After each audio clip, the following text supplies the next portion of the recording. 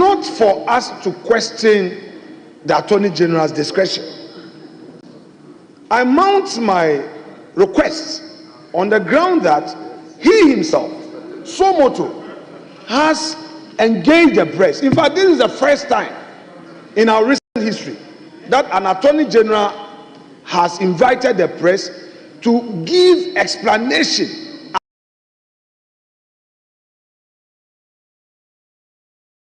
for this act is Parliament. I am only inviting the leader of government, and I'm saying the right forum for this act is Parliament. I am only inviting the leader of government business. Mr. Speaker, I am only inviting the leader of government business as part of the business statement to program him. Because, Mr. Speaker, the matter is relevant because this is business statement. Business statement is to consider the business of the ensuing week.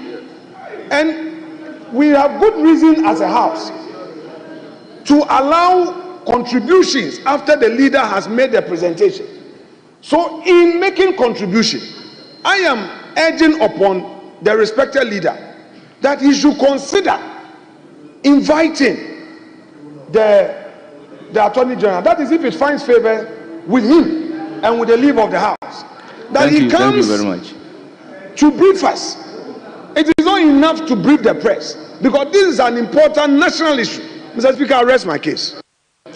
Thank you. I will give the floor to the majority leader to respond. And before doing that, honourable members, let's remind ourselves that the issue under consideration is the business statement of the 6th week ending Friday, 21st February 2025. It was in relation of the said business statement we are taking comments. Honourable members, I want us to focus on it and comment as such. Mr. Speaker,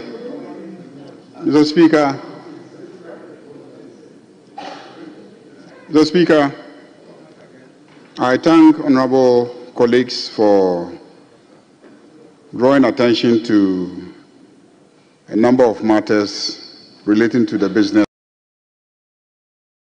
program for next week. Let me start amendments raised by the minority leader. Mr. Speaker, I believe the minority leader is aware of Article 79 of the Constitution. Article 79 of the Constitution says the President may, in consultation with a Minister of State and with the prior approval of Parliament, appoint one or more deputy ministers. So the appointment of a deputy minister has to be done in consultation with the substantive minister. So the nominations for deputy ministers cannot come at the same speed that those of the substantive ministers came. So I hope that you are educated a little now. You appreciate it. So now that the ministers are in place, the president has to take his time, consult their sector ministers, and agree with them on the deputy ministers, and now bring the nominations. So take your time. The president is consulting his ministers, and after the consultation, he will bring you the names. So I hope you understand. Now, the issue of other agencies, if you notice, all the letters that went out to the people appointed to the agencies didn't appoint them as substantive officials. They have been asked to go and act. They have been asked to go and act. If you recall, before we passed the Transition Act, we had a difficulty where, like, the former Minister for Defense tried to convince this House the other day. The midnight of the 7th, the government ceases to exist, and there's a vacuum. So very often what you do is to send people to go and act. And then subsequently, you make up your mind where you want people to serve. Then you do some realignment. And that is what is happening. So when somebody is asked to go and act somewhere, he is not appointed as a substantive head of that institution. So that gives the president the liberty, when he now settles down, to realign and say, okay, you move to this organization, you move to this other organization. That is where you may then be asked to serve as a substantive head or CEO of that agency. So what is happening is not out of the ordinary. It is normal. And that is what is expected when there is a transition. On the Roads Authority, the other day it was raised in this house, and the Minister for Roads was here. And I inquired, and it turned out that the workers in the ministry had petitioned the Labour Commission. And the Labour Commission had gone into the matter, and they then decided that the implementation of the act should be suspended pending their resolution of the labor issues. So this was a decision of the Labour Commission. It had nothing to do with the minister. In fact, the minister hadn't gotten to the ministry yet when the Labour Commission took that decision. And I saw a copy of the decision of the Labour Commission. So it is not this government that has decided to suspend the implementation of the act. It is the Labour Commission that has directed that the implementation of the act be suspended in the interim while they resolve the labor issue, because in the opinion of the Labour Commission, there were some appointments, some promotions, and some labor issues that will make it difficult for the provisions of the act to be implemented. So that is a decision of the Labour Commission and not the government of the NDC. And then on the issue of USAID funding gap, I think the president can direct the finance minister that he should find a way of dealing with the gap that will be created because of the suspension of USAID funding coming into the country. I am told that last year, USAID funding alone was about 150 million United States dollars.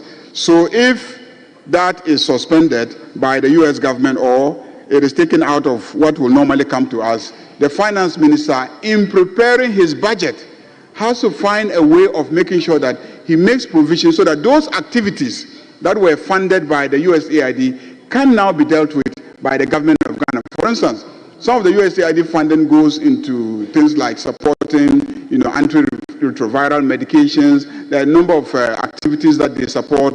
And so if they stop funding those activities, malaria-related matters, I think the other day, the former Minister for Finance made a statement in which he outlined areas where normally the government of Ghana gets support through USAID to fund.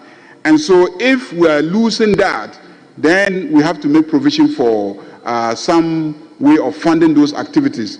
And so when the president writes or communicates to the finance minister to make provision for the funding gap that will be created, it is to draw his attention so that in the budget that he will be presenting to this parliament, he will make sure that he takes care of all those activities. Indeed, this is a very responsive government. This is a statement made by your own former Minister of Finance. He drew attention to the fact that there will be a funding gap. He was rather trying to convince this government not to do away with certain taxes that we promised to do away with. That was what he proposed. But we rejected that and said, don't worry, we'll find a way of dealing with that funding gap that will be created. We will not continue with certain draconian taxes that we disagree with, no matter what funding gap is going to be created by USAID funding not coming into the country. On the issue of sitting in the afternoons, I have always been an advocate of sitting in the afternoons because I've also gone around West Africa and I have noticed that a lot of parliaments tend to sit in the afternoon so that they allow professionals like lawyers, doctors, and etc., and then business people to go and practice. Because what happens is that when people get elected as members of parliament and they are lawyers, the legal profession, loses the services of those people. Because we're supposed to sit at 10 o'clock, and then you can't go to court, and then the doctors can't go to the hospitals, by the time they close, it's too late, they are tired, and all that. So in some jurisdictions, they start sitting in the afternoon, and then they close very late into the night, and then they get work done. So I have no issue, except that it's a matter that should be discussed with the Speaker, and it's going to be the Speaker's decision. It cannot be Business Committee decision, because standing orders make provision for us starting sitting at 10 a.m. And so Business Committee will continue to program on the assumption that sitting will start at 10 a.m. in the morning. House Committee, we discussed it, and we indicated that next week we'll present the report of the Committee of Selection so that we can constitute the various committees. And so House Committee is one of those committees that the standing orders make provision for, and so it will also be part of the report, and therefore the House Committee will come into existence.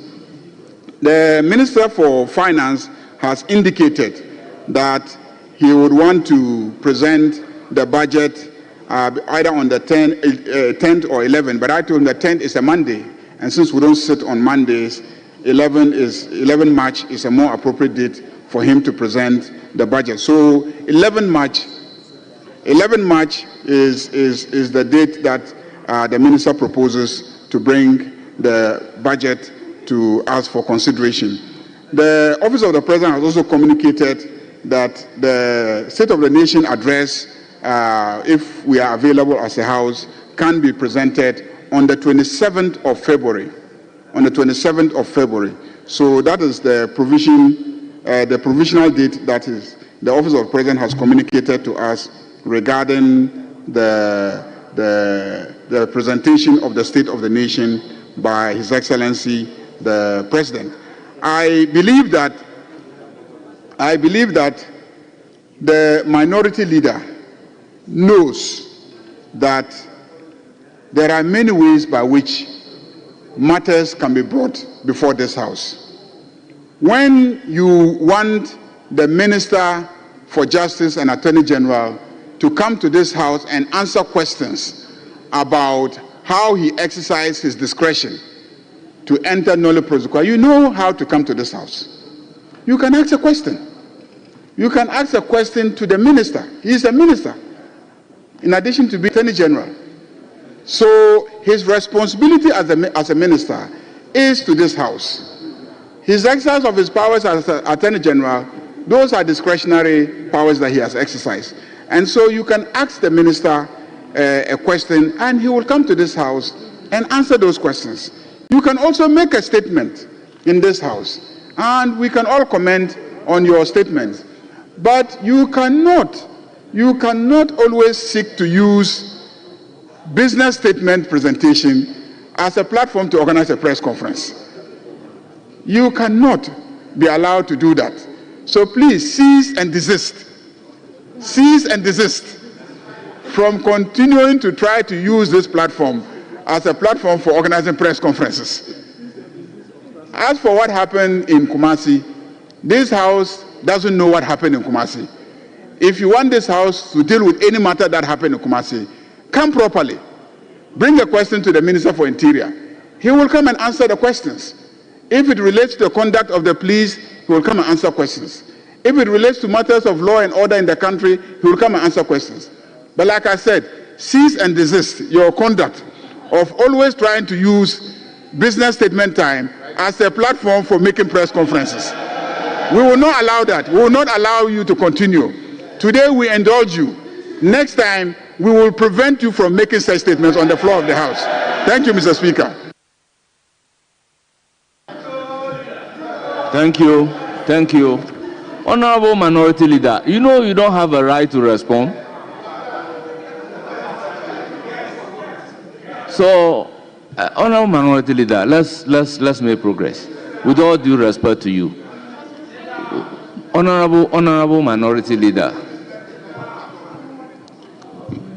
Honorable Leader, I will give you the floor after adopting the business statement. On the business statement. Mr. Speaker, with respect. Mr. Speaker, with respect. Let's not set up a new precedent. I keep saying it. Mr. Speaker, only yesterday I was a leader of government business. The majority leader in opposition, I would go for the Hansard. I've enjoyed these tutorials, but fortunately, Hansard is always a record to guide us. Today, when you are raising a matter for a minister to be programmed, you are told that you should go for a press conference. No, I take it lightly. I know he said it on a lighter note. But, Mr. Speaker, these are part of the bona fides of every member of Parliament. You ask a question, you make a statement, and also make an approve the House on a national issue. And that is the government of the application I made. So I'm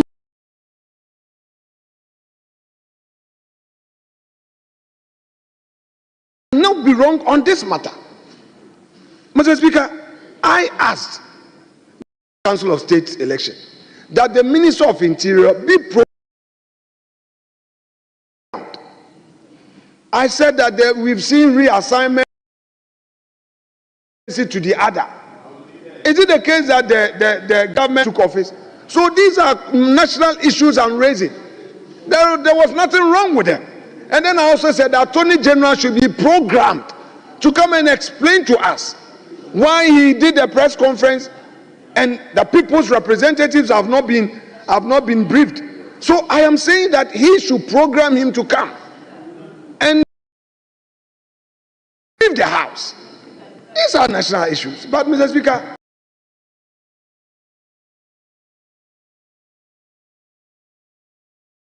rest my case.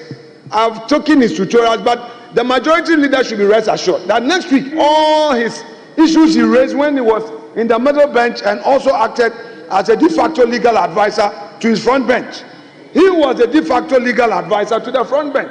He was always harassing me when I was in that black seat with issues, and today he says I should file a question. Next time they will prevent me. I don't know how they are going to prevent me. Whether they are going to sacrifice me or not, I don't know. But, Mr. Speaker, I learned, Mr. Speaker, I'm guided by the precedents they taught me when I was a majority leader. The way Roxanne Dafiamakpo, the current chief whip, you arrest my case. He will raise quorum. Dafiamakpo quorum. Today they are complaining about quorum. He will raise quorum and I have to beg him. Today, you see, Mr. Speaker, arrest my case. Honorable Minority Leader, thank you very much. Honourable members, the business statement for the 6th week ending Friday, 21st February 2025 is hereby adopted.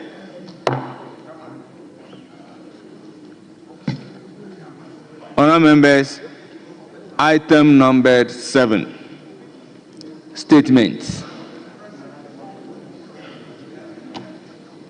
Yes, Minority Leader.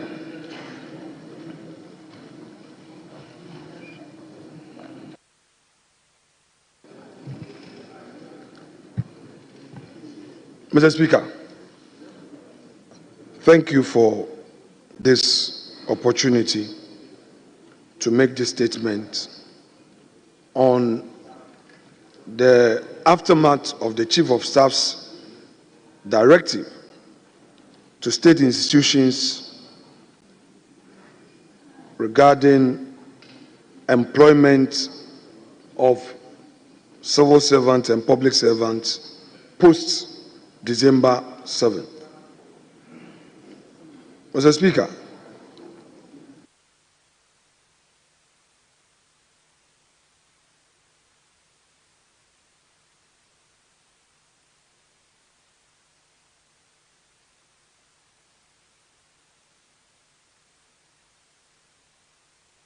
thank you. Mr. Speaker, in a letter dated 10th of February 2025 with reference SCR/DA85/0 B5/01/A, Office of the President, revocation of appointment 7 December 2024. Consistent with government pronouncement in relation to near end of tenure appointments and recruitment, I wish to bring to your attention that all appointment and recruitment made in the public services of Ghana after December 7, 2024 are not in compliance with established good governance practices and principles. Accordingly, all heads of government institutions are hereby requested to take the necessary steps to annul any such appointment or recruitment and submit a comprehensive report on the actions taken to this office by 17th of February 2025. Your cooperation in this matter is highly appreciated and is being copied to all heads of government institutions. Mr. Speaker, pursuant to this, state institutions have been issuing termination letters, revoking appointments, and it is causing a lot of trauma to the youth of the country who have been employed by the states. Mr. Speaker, I have seen letters from the GRA, from Ghana Water, from Gridco, and of particular concern is Ghana Health Service. Health professionals who were recruited have been given letters to go home. Teachers who were recruited have been given letters to go home. Mr. Speaker, recruitment is not an event. It is a process. It is not just a day that an institution will get up, call somebody and give a letter. In our own parliament here, recruitment started as far back as June, July, August. It's only around January that some people receive their appointment letters. They go through interview, do aptitude tests, have to pass medicals. So, knowing Honorable Julius Debra, perhaps he meant well, and this is somebody I respect. I do not think that the intent of this letter was for state institutions to dismiss, revoke appointment. I believe that perhaps some clarity would have to be given. If he says that in the interest of good governance practices, all appointment after December 7 should be revoked. Is it the argument that even where the process had started and the time that you are giving your letter is post 7 December, so you should lose your job? Mr. Speaker, I'm guided by history. In 2017, particularly May 26, 2017, at 7:12 p.m., former President John Dramani Mahama, as he then was, tweeted, quote, "Bad precedent for our governance. Mass sacking of workers by the MPP government unacceptable." He goes further at 7:13 p.m. the same evening. "These workers are all citizens and like all Ghanaians have rights which must be protected." Then hashtag one Ghana, one people. Mr. Speaker, pursuant to this, there were serious behind the scenes discussions. And although government had intended to scrutinize these recruitments, no Ghanaian worker was sent home. I know about Yoko. There were recruitments at Yoko. Not a single one of them was sent home. And I say this on authority. EPA, health insurance, SNIT, Mr. Speaker, a lot of government agencies that have done recruitment, And the explanation was that the process started before December 7th. And His Excellency John Dramani Mahama raised this matter. Mr. Speaker, I remember that recruitment into immigration services. The Ghanaian youth went into training after December 7th. Nana Addo Dankwa Akufo-Addo was the one who presided over the parade for the graduation in March.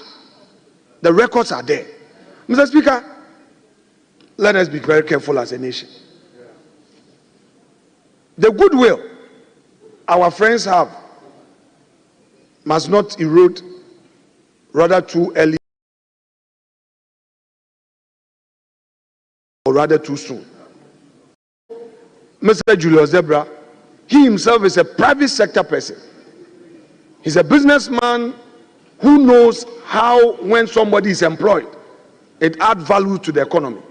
So I do not think he had intended that people who have gone through aptitude tests, gone through interviews, should be sent home. But it is all over the place.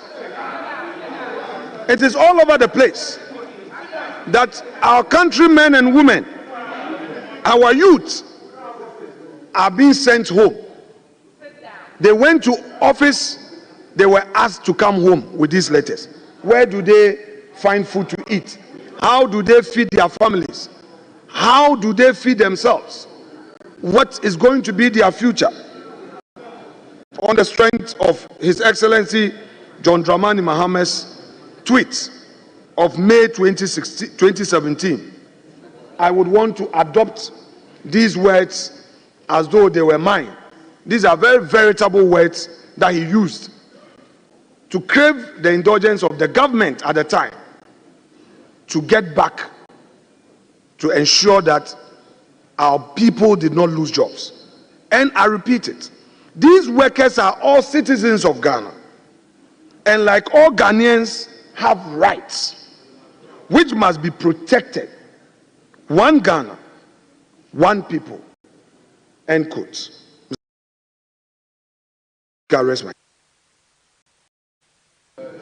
Honorable members, I would not open the floor for debate, but take response from the majority leader.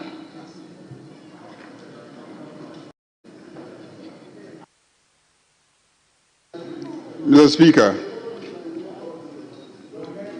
like I keep saying, Parliament is a space where we can make statements, we can draw attention to important public matters. But Mr. Speaker, let us also be even and balanced when we view matters in this House. I served as a member of the transition team, and I recall that during that period, there was a mad rush to employ people. Even after a party had lost an election and was on its way out, after December 7th, we saw ministers in a hurry to have people interviewed and taken through the processes so that they could be officially served with employment letters. And at the transition team meetings, joint meetings, we raised issues. We told our counterparts who were outgoing ministers that that practice must stop because a number of issues are implicated. One, we all know that you must have fiscal space before you take decisions to employ people. You are leaving. We are coming in. We haven't told you that the public money that is available, we want to commit it to paying workers. So you cannot clock the fiscal space and then leave us with problems that we cannot deal with. So we pleaded with them to hold on with the recruitments. And at the meetings, they told us that so long as they had gotten financial clearance during the year, they will proceed with the recruitment. And we said that is wrong. Once you haven't done the recruitments, hold on. When we come in, we'll assess the situation and see whether we have fiscal space to do recruitments or not. And they insisted on recruiting and insisted that so long as they were in office until January 7th, they were the validly established government of the Republic of Ghana, and they will do whatever pleases them. And so they were going to recruit. I was in the meetings. Minutes of the meetings exist. I can point to specific outgoing ministers who made those statements. So if you engage in such recklessness and you go and you know that you are leaving office, and you decide to load the public sector with workers, that will make it difficult for the incoming government. What do you expect? What do you expect? What do you expect?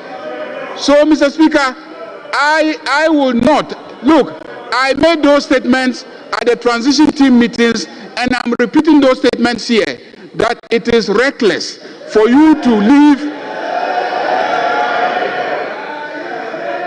for you to know that you are leaving office, but you decide to load the public sector with workers so that the incoming government will come and inherit such workers, and then we'll be struggling with how to pay them. Mr. Speaker,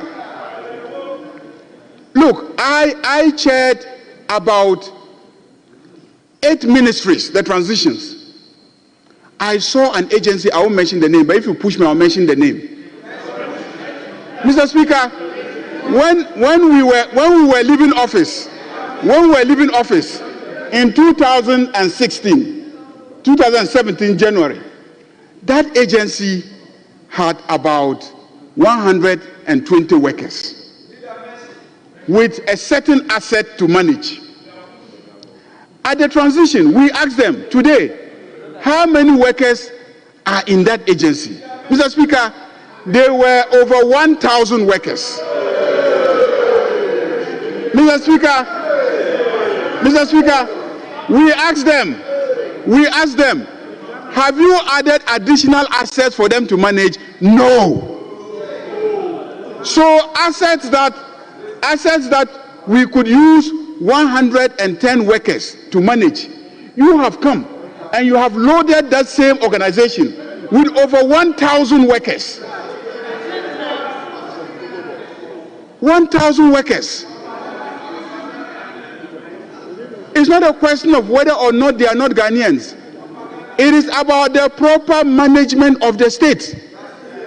That is why the NDC government, that is why the NDC as a party realized that this country should not be run with over 180 ministers. That is why we have reduced the number of ministers to 60. Because we want this country to be properly managed with the labor force that is needed to manage it. And so if you, at the time that we're cautioning you during transition, to be circumspect with your recruitment exercise, and you said you will not do it, what makes you think that today will allow those recruitments to stay? I think that what the Chief of Staff has done is proper. It is consistent with good governance, and we will review the recruitments that took place, and we will reverse them as indicated. This house, I was in this house when the Minister for Interior came and said he was going to recruit people into the security agencies. During the transition meetings, we cautioned him, please do not proceed with the recruitment. In this house, we said, even if you have to recruit, go through the proper advertisements and give every young person an opportunity. Mr. Speaker, if we go and we want to interrogate a lot of the recruitments that took place, you will realize clearly that those recruitments amounted to abuse of discretion. There was no proper advertisements. There were no proper advertisements. People sat down and then just agreed among themselves brought together family members, brought together foot soldiers, and then they went and recruited them. That was what happened. How many did you advertise? How many did you advertise? How many did you give opportunity to every Ghanaian? So what the Chief of Staff has, and we will push it and make sure that fairness exists in the public sector. When it comes to recruitment under our government, I want to assure you that we will also ensure that there is fairness, that there is equity, that we are even-handed in doing whatever we do, that every Ghanaian young person is given a fair opportunity, an opportunity that they were not given in the past. We will give every young Ghanaian the opportunity because, as we promised, we are resetting this country, and the resetting begins now. Thank you very much, Mr. Speaker.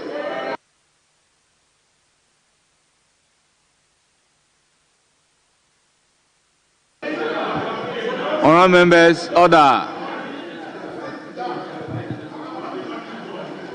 Honourable members, order. Yes, Honourable Minority Leader. Mr. Speaker, I couldn't have risen on a point of order against my leader when he was in the dispatch box. I've always held the view that the dispatch box is a unique place, so you cannot rise on a point of order. But, Mr. Speaker,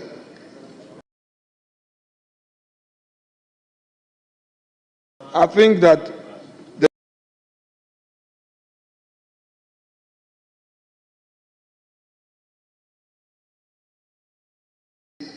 for measured language, that if he uses the word recklessness against his former colleagues,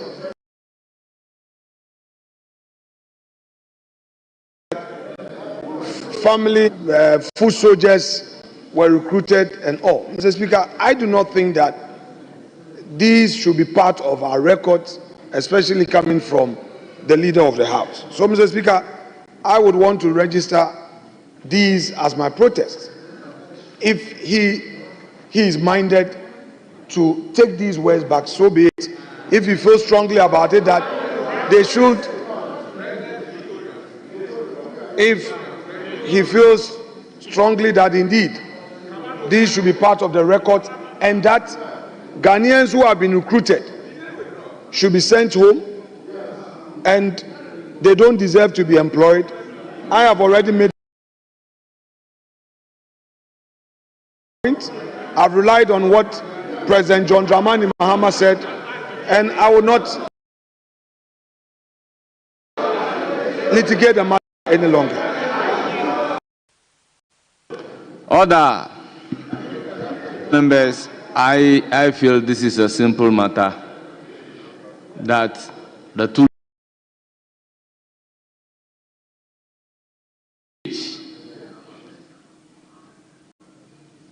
for labor being involved, they can have audience with the Chief of Staff and then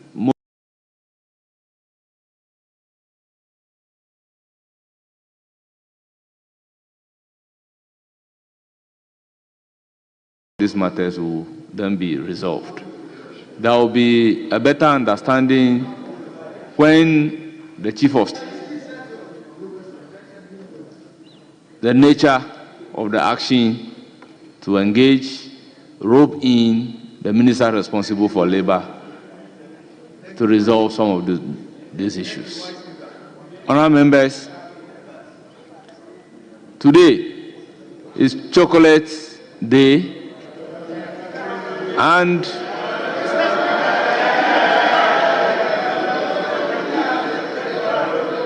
Valentine's Day.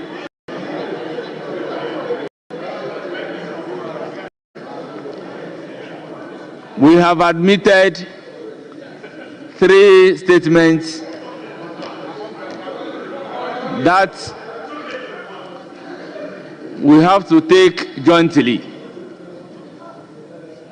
on Chocolate Day and Valentine's Day.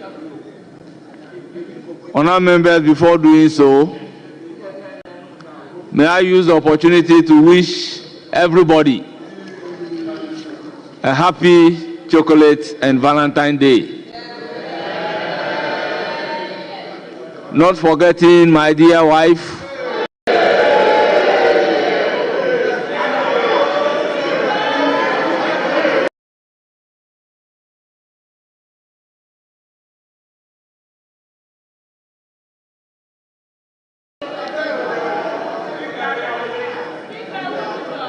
honourable members.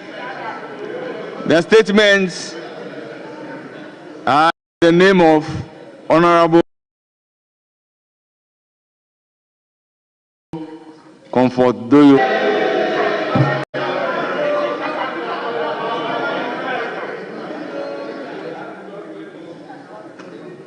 Honourable Elizabeth Ofosu Ajari and Honourable Abla Jifa Gomashi.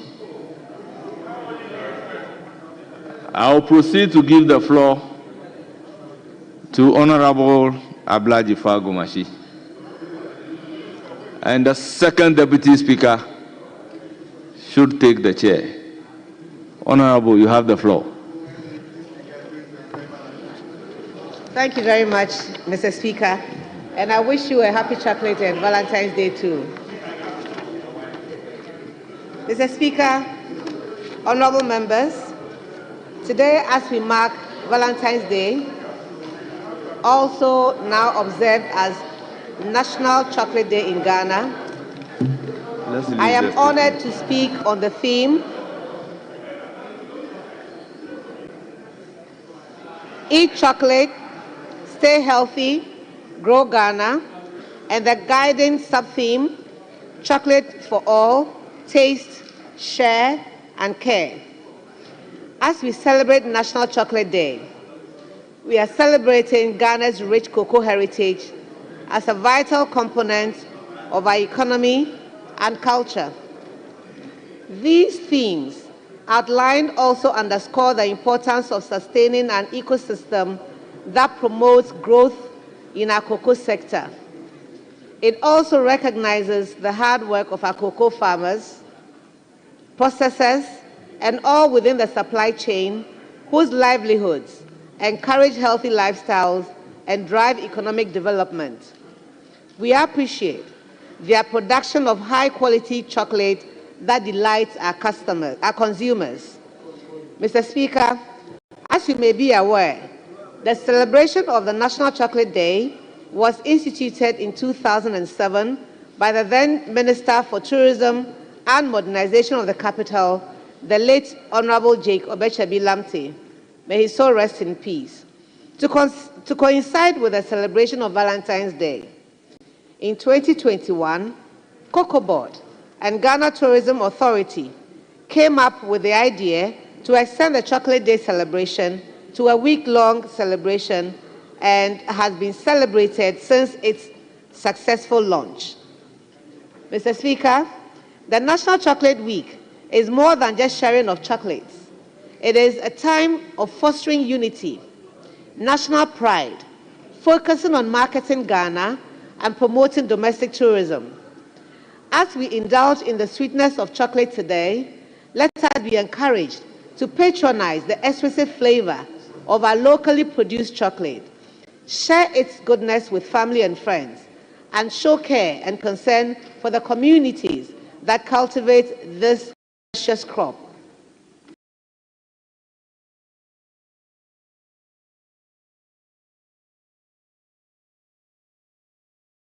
Additionally, it is acknowledged.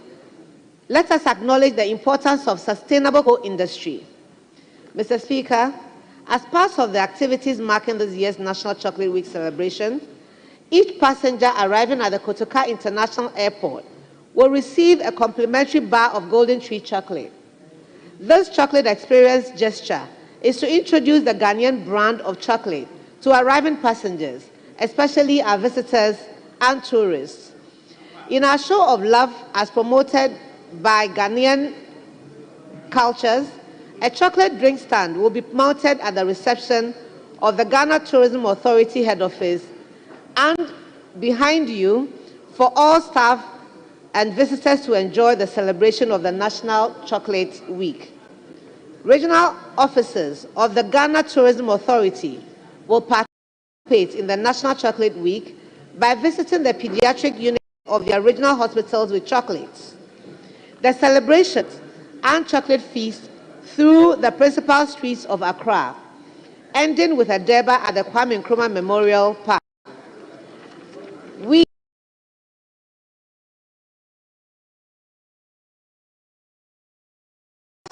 that are stakeholders in cocoa board, cocoa process in this exciting initiative.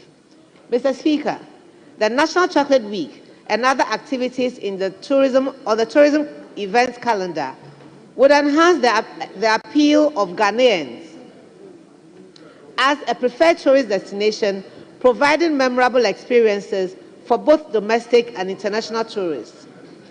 I urge, therefore, honorable colleagues, to join the Ministry of Tourism, Culture and Creative Arts as its partners to celebrate 2025 edition of the National Chocolate Week, which starts today, 14th February. Indeed, the celebration of Chocolate Week is a unique opportunity to show love to friends, family, colleagues, and the disadvantaged. And the perfect gift for the season is chocolate and care. Ayiko, thank you. Akpanami, Medamwase. To all our cocoa farmers, we appreciate your dedication to cultivating the finest cocoa beans. To our chocolate makers and all involved in the supply chain, we celebrate your creativity and innovation in creating unique products. Let us all embrace the goodness of Ghanaian chocolate, sharing its taste and care with loved ones while growing Ghana's prosperity. I brought a gift for all members of Parliament, and if you can bring them here. National Chocolate, happy National Chocolate Week to all of you. The drinks, we have cold chocolate drinks and warm chocolate drinks out there for you to taste as well. So I'll give it to our leader, Honorable Doyo, so that all members can enjoy the chocolate day with us. Thank you very much for today. Thank you. Thank you. So, Honorable, hold on. If you want to go, you leave it with us. Leave it with God. Let's take this, all the three statements first. So let me come to Honorable Minister for Trade, Agribusiness and Industry to also read her statement. Thank you, Right Honorable Speaker, for the opportunity. I rise to make a statement to commemorate the celebration of the 2025 National Chocolate Day as the Minister for Trade, Agribusiness and Industry. Mr. Speaker, on this auspicious day, I wish to congratulate our gallant cocoa farmers, cocoa processors, and value chain actors within the industry. Let me first pay homage to our ancestors and forebears. Tete Kwashi's humble act of bringing cocoa to Ghana laid the foundation for what would be one of the nation's most vital industries, earning Ghana substantial foreign exchange before and after independence. Earnings from cocoa trade has clothed our children, built our schools, and fueled our progress. It has also been a single symbol of Ghana's resilience, ingenuity, and unity. His legacy lives as cocoa remains a cornerstone of Ghana's economy and a symbol of agricultural prowess. The theme for the celebration of National Chocolate Day over the past 4 years has been Eat Chocolate, Stay Healthy, Grow Ghana, with a sub-theme of Chocolate for All, Taste, Share, and Care. 20 years ago, the Ministry of Tourism instituted the National Chocolate Day to create awareness of the health benefits of cocoa-based products.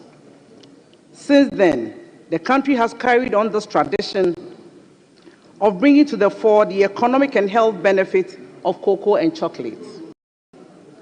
On this day, we celebrate love using a product of pride, the Ghanaian chocolate.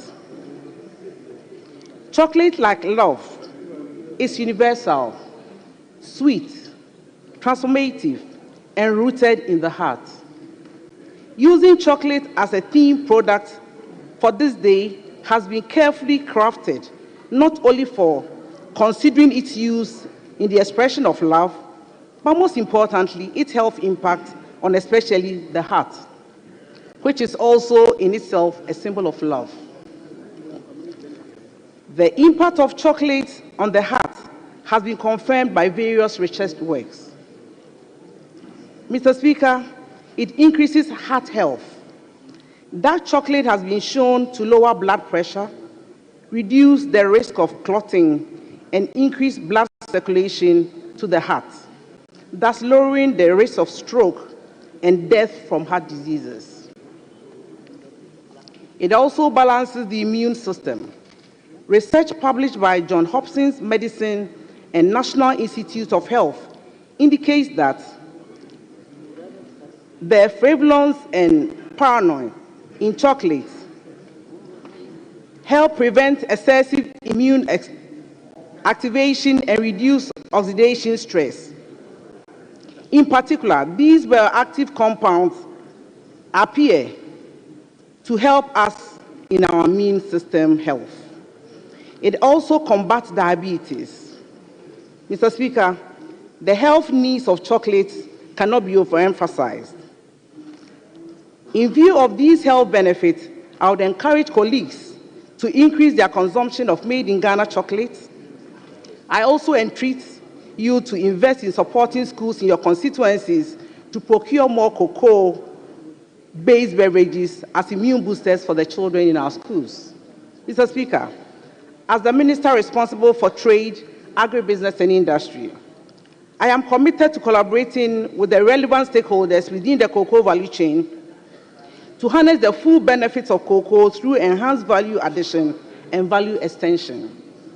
While the world savours our cocoa, let us embrace the sweetness we cultivate. This day is a call to Ghanaians to eat chocolate. Yes, but also take pride in the hands that grow it, the heart that process it, and the spirit that makes it unique. Mr. Speaker, we stand firm in our resolve to reset the country through industrialization by aggressively implementing the rapid industrialization for jobs as captured in our manifesto. This agenda of the President's vision of increasing our exports through value addition and value extension will soon be launched by the Ministry of Trade, Agribusiness and Industry. This involves establishing new strategic industries and reviving defunct ones. Therefore, we will facilitate the establishment of cocoa processing factories in cocoa growing areas. Mr. Speaker, under the Feed the Industry program, government through the Ministry of Trade, Agribusiness and Industry is developing a program that includes revitalizing Ghana's cocoa sector. As committed in our manifesto, the plan includes reintroducing free fertilizers, improved seedlings, and agro-inputs to boost yields, restoring efficient management of cocoa board, and prioritizing investment in cocoa production over administrative costs. It also aims to combat illegal mining on our cocoa farms, ensure timely funding to prevent smuggling, and promote organic fertilizers. Support for Cocoa Research Institute to develop resilient cocoa varieties, enhance pest resilience, and youth in cocoa farming projects are key components in this project.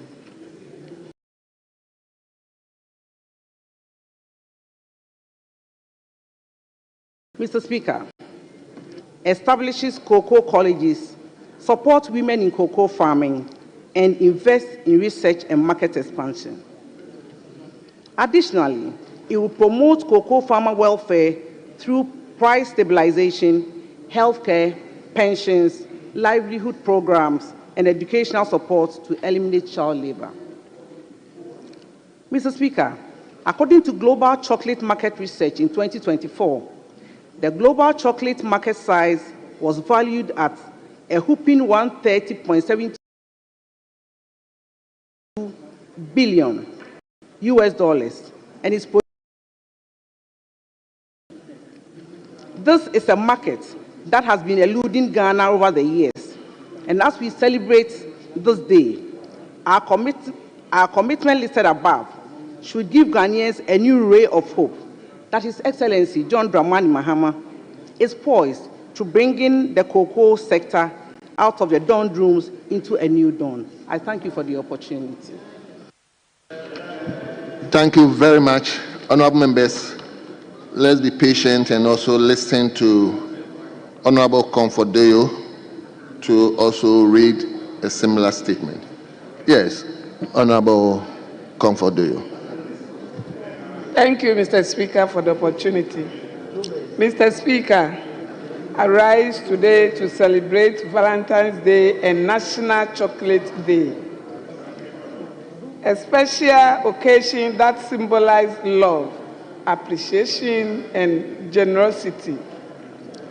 This day is not only about expressing affection to our loved ones, but also about fostering unity, kindness, and national cohesion.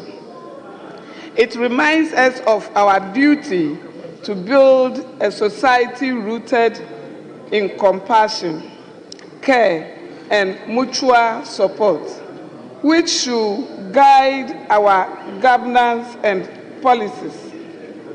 Mr. Speaker, on this National Chocolate Day, let us celebrate the hard work and dedication of our cocoa farmers who make this industry strive.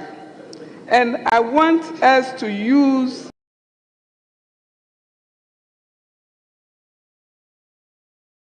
this medium to encourage all Ghanaians to Speaker, let us celebrate the unity and resilience that binds us together as Ghanaians. We share a hope for a brighter future and a love for that fuels our ambition to strive for excellence. Let's remind our commitment to our families, communities, and the nation as a whole. Mr. Speaker, I thank you for the opportunity, and it is Lovers' Day. Let us love ourselves. Thank you. Thank you very much. Honorable members, I'll give you the opportunity to comment, so you hold on a bit. Let me now invite the minister responsible for tourism to, by way of symbol, showcase chocolate, which symbolizes Valentine's Day in Ghana now.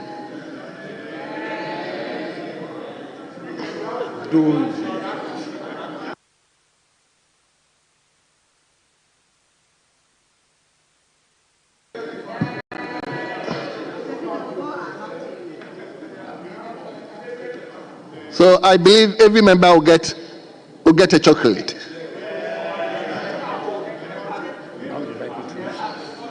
Yes. Honorable members, before I'll invite members who are desirous to comment, let me also use this platform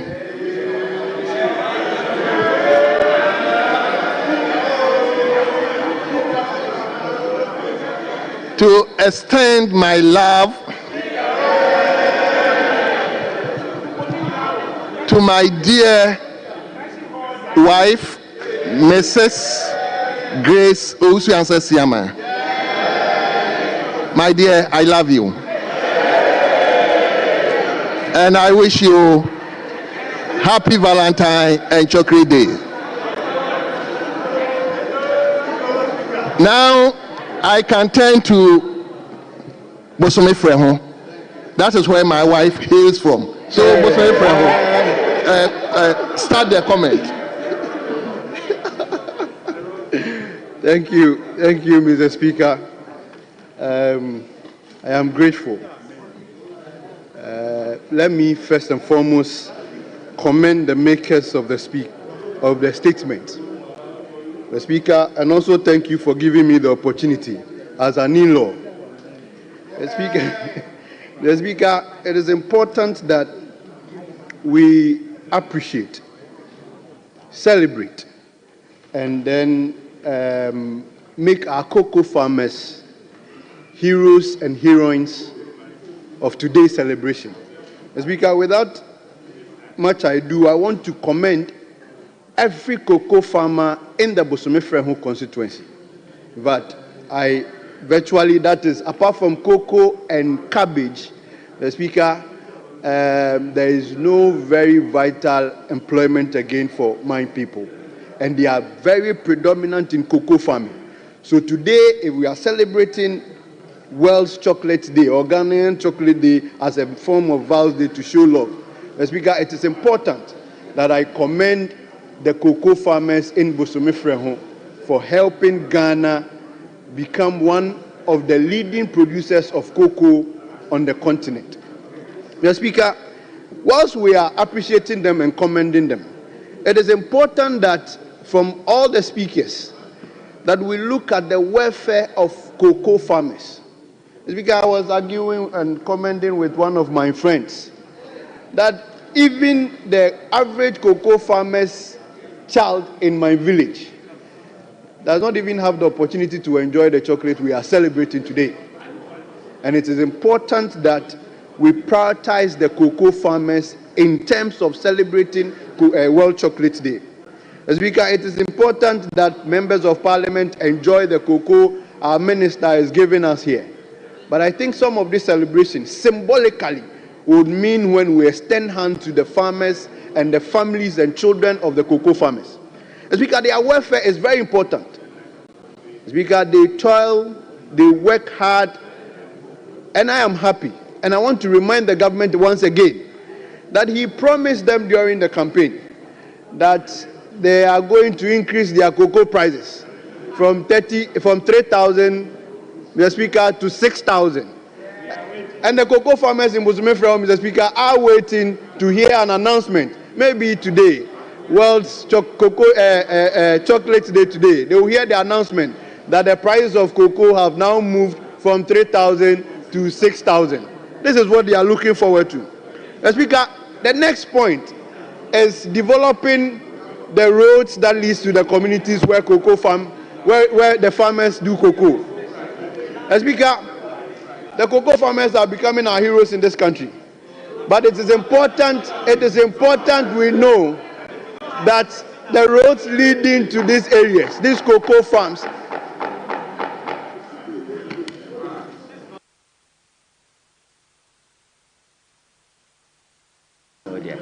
Mr. Speaker, I want to crave the indulgence of my respected colleague, the Deputy Majority Leader, to join me to assist you in managing the House. Mr. Speaker, this week, Mr. Speaker made a statement that when he is not in the chair and is observing from his office, deputies are unable to manage the House. Mr. Speaker, I want to plead with colleagues that we should be tolerant. Indeed, cackling is part of the politics in this chamber. But at least we should not be reckless in heckling. A member is making a point. Let's listen to him in silence. When he's done, you get the opportunity. I've seen the majority leader now in, but Honorable Rickett, let's help Mr. Speaker to manage the House. Today is Friday. Let's have some peace. It doesn't matter. Rise in silence. Oh, leader, honorable leader, this shouldn't be done by you.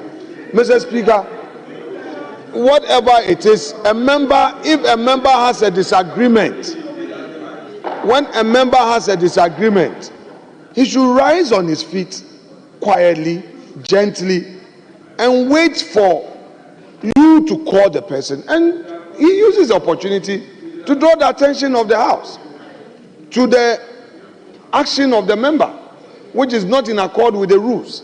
So please, the honorable member is on his feet. Colleagues opposite me, please indulge him. Mr. Speaker, that is it. Thank you. Thank you, leader. Please, let's take cue. Yes, Honorable Bosome Frehon member, please. Yes. Yes. Thank you, Mr. Speaker. Mr. Speaker, I think the minority leader's advice goes both ways. And we should not, I mean, this is supposed to be a Valentine's Day, a joyous occasion, nice statements are being made. It should not become a statement that will basically get into a debate. And of course, that adds to part of the challenges that Mr. Speaker has in managing a house. So it should go both ways. Minority leader. Well, thank you. So please, let's all be reminded, per our standing orders 935, it's supposed to be comment. Don't do it in such a way that it will degenerate into debate. Please, so let's take you so that you have. Yes, honorable member. Thank you, Mr. Speaker. Mr. Speaker, with your indulgence, I humbly crave. I do not intend to make my contribution degenerate into a debate.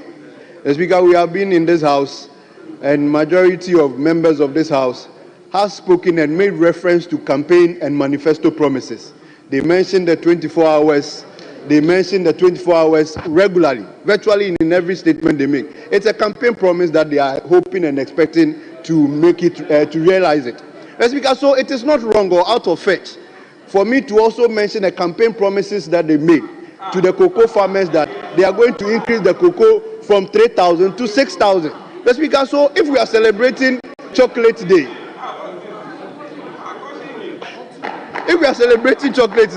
and I'm honorable members, the welfare please, of the cocoa farmers should be looked at. If he goes out of hand, I will please. Honorable member, please. So, Mr. Speaker, having said that, it is also important that we prioritize the. But you've spoken more than 5 minutes. Just. It is important that we prioritize the farming areas and the roads that leads to the cocoa farming areas. I know all the constituencies and then the districts that are planting cocoa or have cocoa farmers would push for their roads to be developed. The speaker, the maker of the maker of the statement also raised one very important issue, which is the illegal mining that is gradually eating the cocoa farming areas, which is important. All of us as a house should find a way how we can help. If we have to incentivize them, if we have to do whatever we have to do to make sure that our cocoa farmers don't turn their cocoa growing areas into mining areas. Thank you. Thank you, Mr. Speaker. Thank you so much. Yes, I've seen, Minister, you'll be the last person to speak. So just give me the let me, I've noticed Professor Bayo. Reverend, I'll come to you, please. Yes, Prof. Thank you very much, Right Honorable Speaker, for the opportunity to contribute to the 3 statements made. And I want to also celebrate all our cocoa farmers and all those involved in the production chain for cocoa. As a medical personnel, I want to touch a bit on the health benefits of cocoa. And I think the first speaker mentioned some of them. And I just want to say that the cocoa offers us a lot of health benefits that we are missing. From our brain health, cocoa releases something we call endorphins. And these endorphins modulate our mood. So they can manage depression, those who are suffering from broken hearts on a day of love. Some bit of cocoa can give you a very good mood. So we are encouraged to consume a lot of dark chocolate. Polyphenols from cocoa is cardioprotective, help in anti-inflammatory effects, can protect against cancers, can give you very beautiful skin, and control blood pressure and blood sugar. It is therefore very important that we encourage the consumption of cocoa. I would encourage that public functions should have cocoa breaks instead of coffee breaks, and we should encourage the consumption of cocoa during such events. Mr. Speaker, I would want, since today is also Valentine's Day, to wish my beloved wife, Dr. Mrs. Vera Bayu, who I believe is at the eye clinic at Kolebu operating now, a happy Valentine's Day, a happy chocolate day, and say that we should all love and let us consume enough Ghanaian chocolate and cocoa for all the health benefits. The honorable member is asking me to say that cocoa can promote libido. I haven't said that. Thank you very much. Thank you very much. Now, let me give it to honorable member for trouble. Thank you. Honorable member, I'll give you a lot of time, please. So let's. Thank you, Mr. Speaker, for the opportunity. I rise to support a statement made by our colleagues. Mr. Speaker, as today is a vast day, we are expecting our men in this house, our brothers, our backbones, to show us some love. A reel of flowers and some chocolates to all the female in this house. Thank you, Mr. Speaker. Thank you very much, and I thank you for making it snappy. Yes, let me go to my boss constituency, Honorable Anthony Suma. Yes. You have to show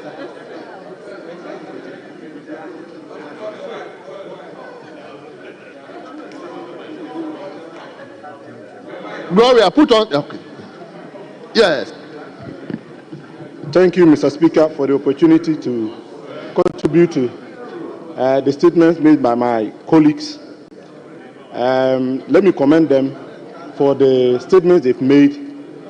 Today is a day severally characterized. Chocolate Day, Day of Love. I was particularly enthused when two of them mentioned that we should show love to the less privileged. Chocolate Day, Day of Love should not be love we just share with our loved ones. The good book teaches us that if we do good to people who do good back to you, what benefit do you get? And we have less privilege amongst us. And then this house is particularly positioned uniquely to be able to influence or affect the life of the less privileged.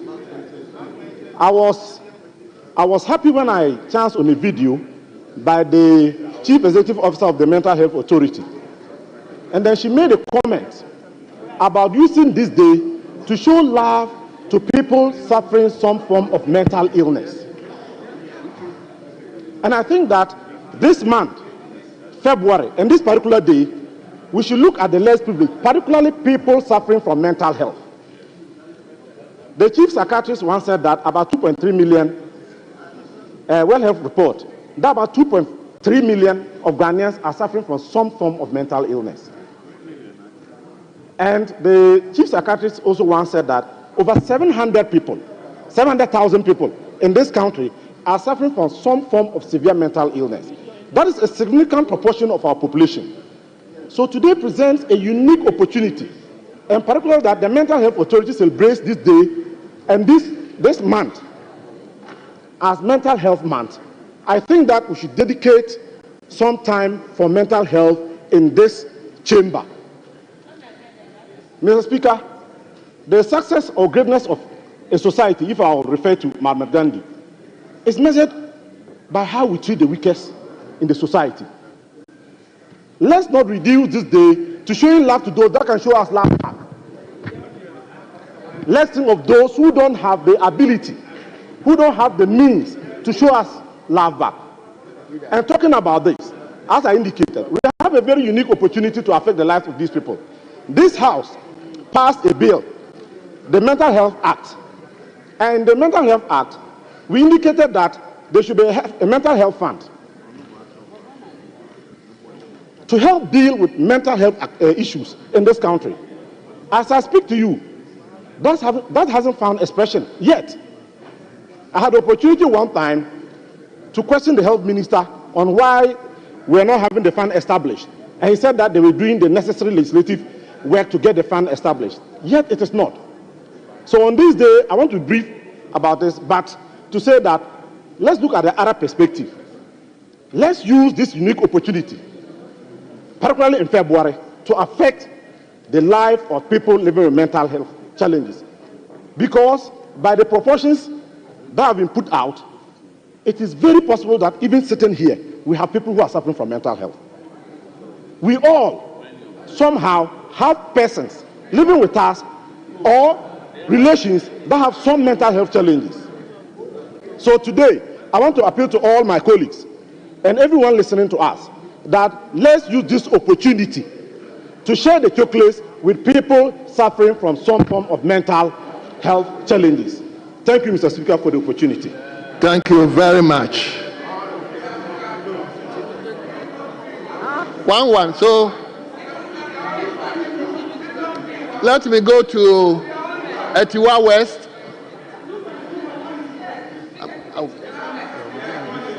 I'll give you the opportunity, please. It's 1-1. Say one. It's 1-1. That's what I'm doing. Honorable members, that ratio has not been established. That ratio of 2:1 has not been established here. So once I sit here, it's still 1-1 by way of contribution. Honorable members, if leadership takes that decision, I'll go by it. But for now, it is 1-1. Yes, Honorable Etiwa West, let's hear you. Thank you, Mr. Speaker, for the opportunity. Ghana is, as we all know, Ghana is the second largest producer of cocoa in the world.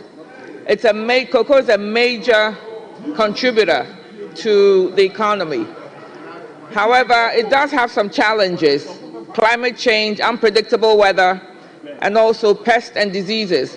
So I'd like to take this opportunity today, as we're all munching the chocolate and enjoying the result of our cocoa farmers, that the Ministry of Agriculture, that the minister in charge of that ministry should continue the support that the NPP government was giving and providing to all the cocoa farmers and that sector.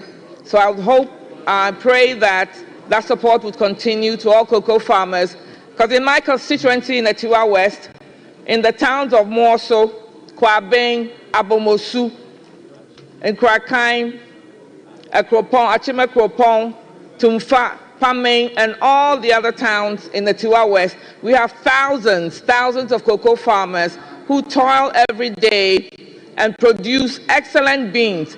Everywhere in the world, it's well known that the Ghanaian cocoa bean is is excellent in terms of the way that is naturally dried and the process it goes through. So I'd like to take this opportunity today to thank all the farmers in the Tiwa West for their contribution to the economy and for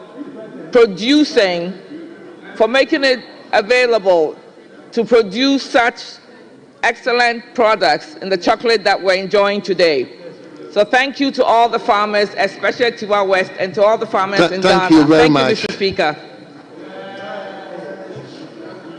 Honourable members, let me give me 2 minutes to acknowledge our children at the public gallery. I understand the majority deputy whip is going to extend the chocolate to them. Yes, so they are Oasis International School. They are being led by Abigail Asamanin, and he is the head teacher. or head of department, and the school is located at Lejekuku constituency. Lejekuku constituency. I guess the MPC here. Anyway, so our children, we are welcome. I hope you are monitoring whatever is going on. Yes, that should urge you to study hard, so that tomorrow, if you are not there, you come and take over from us. Thank you, and you are welcome. So let me go to Honorable Samson Ahi. Yes, a cocoa growing area man. Thank you very much. Thank you very much, Honorable Samson, for the opportunity to contribute to the 3 statements made by our colleagues. Mr. Speaker, I think today is a special day. And a special day it is. And let me take this opportunity to wish all women in the Bodi constituency a happy Valentine's Day. And by extension, all women in Ghana, particularly women in this chamber, a happy Valentine's Day. Mr. Speaker, in all the statements, we are encouraged to consume more chocolate. I want to take it through the dimension of creating jobs when we eat a lot of chocolate. We have the cocoa processing company, which is responsible for producing chocolate. But the more we eat chocolate, we create jobs, we create wealth, we create opportunities for Ghanaians. We support the company to grow so that people can earn their livelihood. Mr. Speaker, I have observed one thing, and I want to recommend that anytime there is conference on the program, you will see coffee break. Coffee break. Today, as we have been encouraged to eat chocolate, I want to recommend that henceforth, in all our conferences on the programs, we should rather have cocoa break instead of coffee break, so that we will be encouraged to inculcate the consumption of cocoa in our people. Mr. Speaker, cocoa farmers, during the first tenure of President Mills, he initiated a lot of cocoa roast programs. Mr. Speaker, when he left office, cocoa roasts that were supposed to be constructed were abandoned. If you go to my constituency, for instance, cocoa roasts from Bodi to Ahibenso was abandoned. Cocoa roasts from Amoya to Kalo was abandoned. Honorable Deputy Minister Designate, please don't take us to.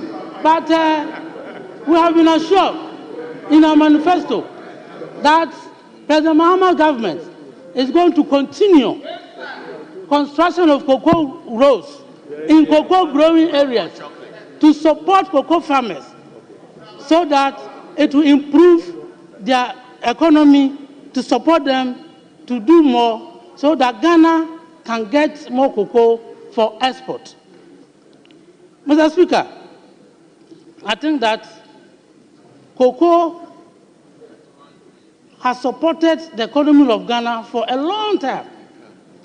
And it is about a time that we took into account those who grow cocoa and then support them.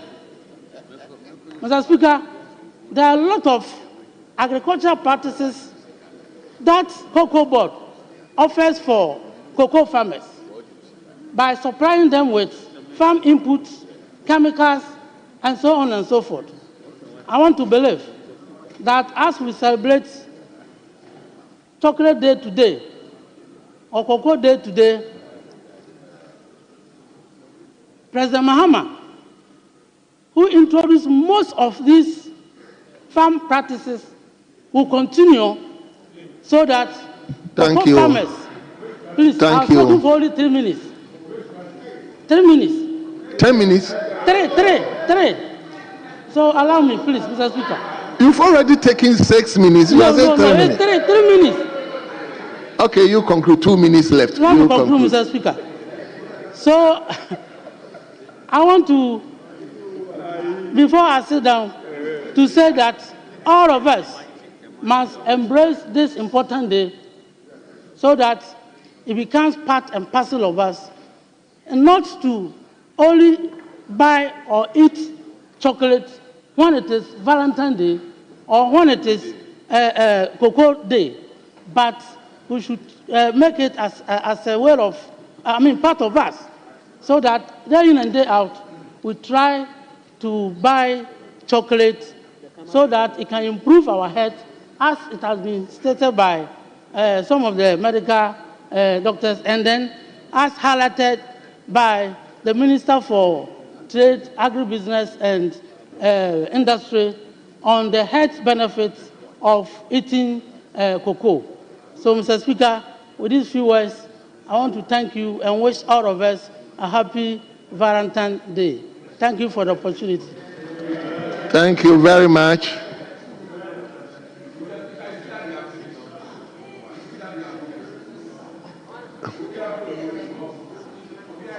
Okay, Honorable Stephen Amwa.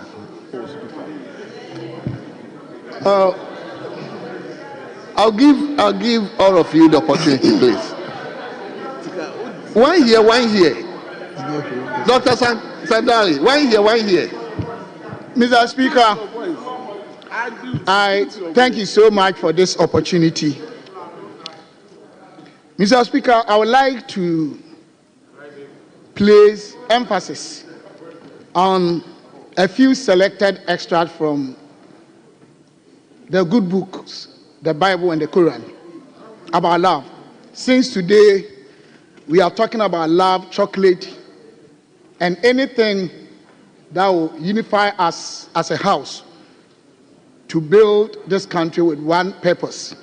Mr. Speaker, 1 John 4:8, 1 John 4:16, 1 Corinthians 13:13, Quran 85:14, they all talk about the fact that God is love. And even when it comes to hope, faith, and love, the Bible says that love overrides all these virtues. I think today is a special day that as parliamentarians, we need to have a special segment of our time resource to ponder over a lot of issues, to redefine a new relationship between minority and majority, and treat certain national issues with love that will benefit the young ones out there. Mr. Speaker, I think today is a day that all of us should develop a new form of love for the poor children out there. Our love should be shown and illustrated in what we say here, what we do in our various offices, as parliamentarians, as appointees, the resources that the state gives us, the kind of comments we make. Love is not just by words, but love is by action.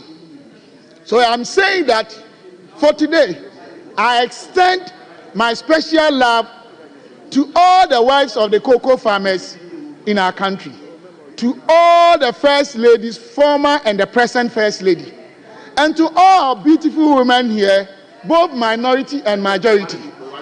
Mr. Speaker, Oh, Mr. Speaker, this is not about whether I'm married or I'm not married. It is, I know marriage is important, but Ecclesiastes says that there is time for everything. So let us take our time. Mr. Speaker, I want to end. Oh, Mr. Speaker.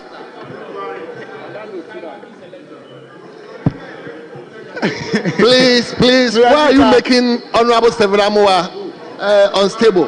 Mr. Speaker, I think this destructive interference of waves will impair the flow of the conversation when it comes to love, and I admonish each of them to take their time, and I can assure them at the appropriate time I will laugh.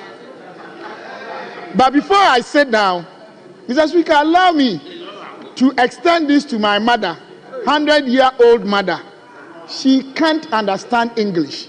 So with your indulgence, if I say me catch me, I say me don't know. Now, me wish you know, happy Valentine's Day.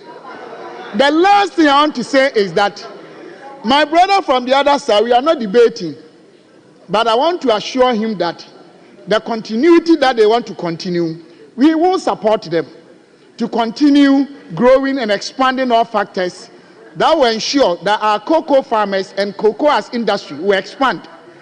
But I want him to understand that the last 8 years, we did about 70,000 acres, I think acres or hectares, 40,000, we already finished. So it's something that they will continue. I know Honorable Eric, he's a good man, very intelligent, and they will continue that. But apart from that, Mr. Speaker, God bless Ghana. God showers his blessings upon us. Let us love each other now and begin a new wave of love that the outsiders will follow us. Thank you. God bless you. God bless Ghana. Thank you. Love. Thank you. Let him give it to Kintampo South. Thank you for the opportunity. Cocoa contribution to the economy. Let us not forget about our farmers who produce the cocoa on a special day like this. Mr. Speaker, I watched a documentary on CNN titled The Coconomics, in which a farmer couldn't even recognize chocolate. Mr. Speaker, so on this day, I wish and I want to tell our leaders and our ministers that, and appeal to them to find a way to reach out to the farmers on a day like this to also enjoy the taste of cocoa. Thank you for the opportunity, Mr. Speaker. Thank you very much. Let me now go to Okre. Oh no, then it's Kwabri East. Honorable Unyina.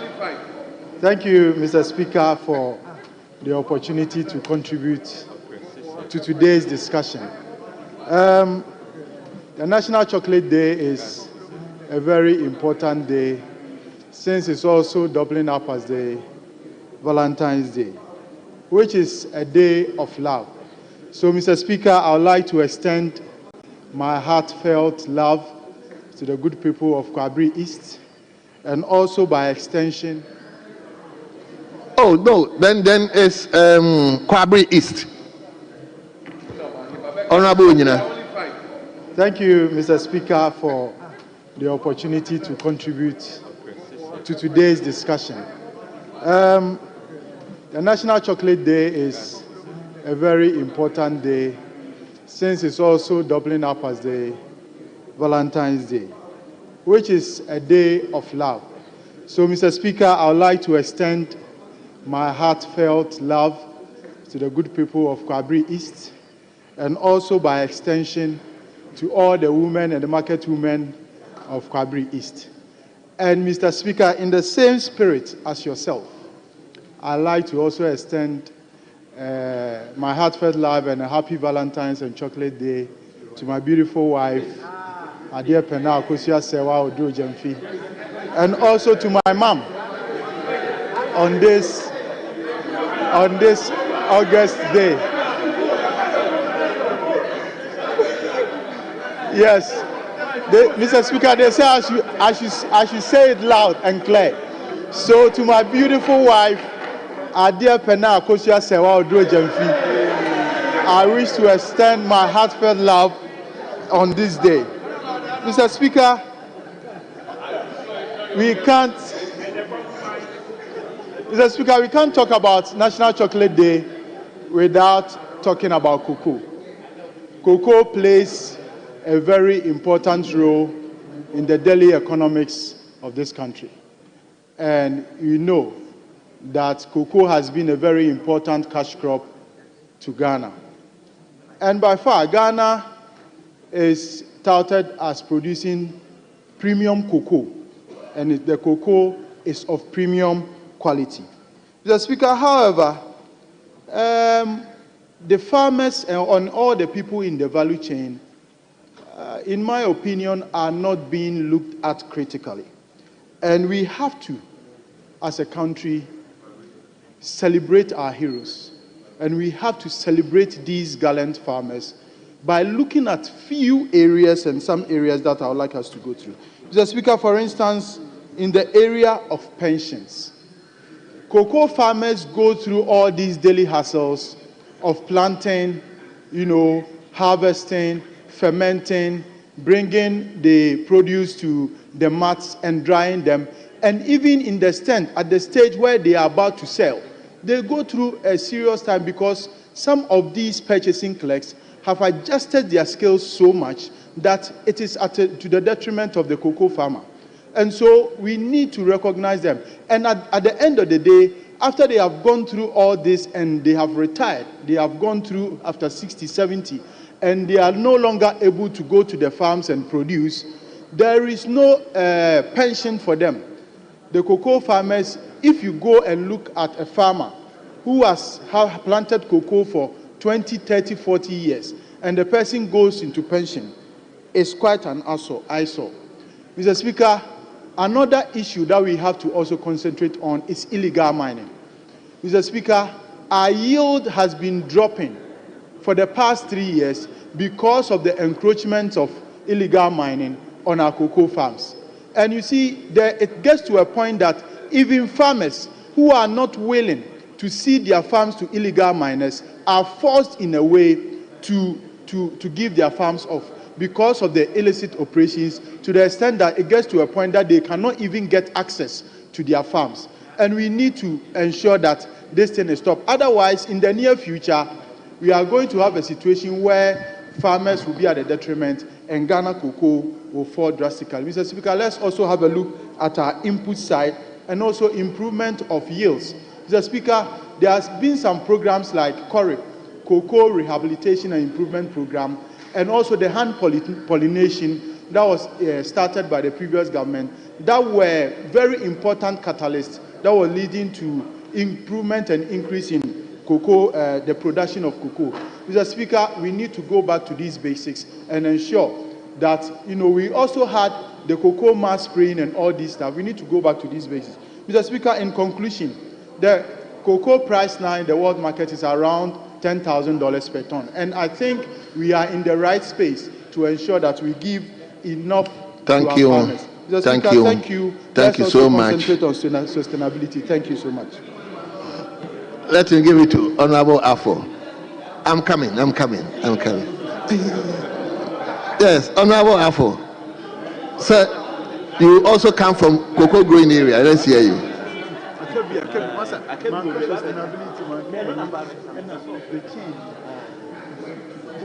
Honorable Onyina, please put off your mic. Yes, you can now. Mr. Speaker, let me thank you for the opportunity to make a contribution to the 3 statements that has been made today on the floor. Mr. Speaker, first of all, let me wish all Ghanaians a happy chocolate day and a vast day as well. Most of you should go to the Amenfi West, Sanobe Cocoa District, Azingwa Cocoa District. Mr. Speaker, let me put on records that out of 276 constituencies, My constituency leads the cocoa production in this country. So I use this occasion to wish them very well and bless them and tell them that, Mr. Speaker, most of their problems respect the cocoa production in this country, more especially Manfi West, will be solved as early as possible. Mr. Speaker, respect to cocoa rows, I know I've been asking a lot of questions. So I'm not cutting you short. The Minister for Roads is just looking at you with a smile. So I know your rules. Mr. Speaker, free supply of fertilizer, I think it will be in place. Enough chemicals for cocoa mass production and the cocoa price as well. Mr. Speaker, the reason I've stood up is let's use this day to revamp the internal marketing of cocoa in this country. I'm talking about the license buying companies. Most of them are down because of how they were treated by the previous governments. So as we speak today, produce buying company is down, FEDCO is down, Ejumapa is down, cocoa merchant is down, and a lot of it. Mr. Speaker, what is more particular about this is that these license buying cocoa companies, they help to grow the rural economy in this country. So when they are down, it means that the rural economy is broken. So let's use this day to revamp the cocoa sector, the internal marketing of cocoa. Most of the people they are at home, the employees. They are now unemployed. Let's look at PBC now. So, Speaker, I will not speak so much than to say that let us use this day to revamp the internal marketing of cocoa so that our rural economy will grow. Thank you, Mr. Speaker, for the opportunity. Thank you very much. I think when I get to Honorable Minister for Agric, he will address those pertinent areas that Honorable Afo talked about. Yes, let me go to Manson Kwanta. Thank you, Mr. Speaker. Thank you very much for the opportunity. Mr. Speaker, I'll use this opportunity to extend my greetings to the good people of Manson Kwanta, many of whom are cocoa farmers, and I'm sure they are watching me. They've been watching our programs these days. Mr. Speaker, I also take this opportunity confidently to extend my love to my beautiful wife, Belinda Fokuo, who is a staff of Bank of Africa. I know someone. So, Belinda Fokuo, my regards to you. I love you so much.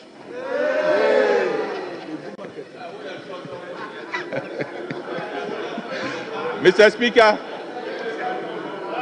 Valentine's Day has come to stay, and even the anticipation of it is just exciting. When 14th of February is coming, the news, the media space, everywhere, it gets exciting. So just anticipating it gets interesting. Mr. Speaker, allow me to use this opportunity to also commend our legend, Honorable Jake Obechebi-Lamte, for rebranding the Valentine's Day as Chocolate Day. I think that was a great innovation he did, and I commend him for that. Mr. Speaker, I would want to ask that we, the people of Ghana, we use this day to do other things besides the love of sharing chocolates and exchanging pleasantries. Could we look at using this day of love, to call for the feuding factions in areas where we have hostilities in this country to consider this day of love to lay down their arms? The day that we are celebrating love, at least for that day, can they sit face to face, or can they mediate using this day of love to bring peace to the pockets of areas where we have challenges in this country, being it Boko, being it Hohoi, wherever that we have challenges. Could we use the benefit of this beautiful day to bring peace in these pockets of areas? Again, Mr. Speaker, being intentional with this day, could we, just like we've had the tourism ministry doing its best to rebrand Christmas in Ghana as a day for people across the world to come and spend Christmas with us here, could we look at doing a similar thing so that Ghana, which is the second largest producer of cocoa, becomes a hub for chocolates during Valentine's Day? So people around the world will be excited that on the 14th of February, let's all go to Ghana to enjoy chocolate. And it should be chocolate that is made in Ghana. So, Mr. Speaker, what I'm saying is let's be intentional with it. If Germany has what we call Oktoberfest, where people go sit together to drink beer, and this attracts tourists around the world, then Ghana, which has this commodity with all its health benefits, could be rebranded to make Ghana also a hub for chocolate. And we can also have a chocolate fest, just like Germany has their Oktoberfest. Thank you. I thank you, Mr. Speaker, for the opportunity. Thank you so much. Thank you very much.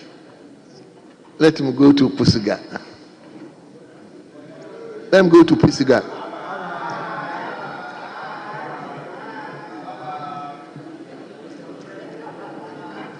Congratulations and bye-bye to all those who take chocolate. Mr. Speaker, thank you for the opportunity. Mr. Speaker, you have seen that I've continuously agitated and tried to come up and say something about chocolate. I have overheard some colleagues just jokingly say that you don't produce cocoa in the northern sector or something. But suffice me to say, we are talking, just ignore them, yes, address the chair. I'm only making it some fun for us to all enjoy it, because today is a day that we should all be happy and cherish one another. Mr. Speaker, originally it was called St. Valentine's Day, and it has been used for so many other things. In this same chamber, around 2015-16, we discussed and agreed that let us also incorporate something that would move Ghana forward and enhance our economic values.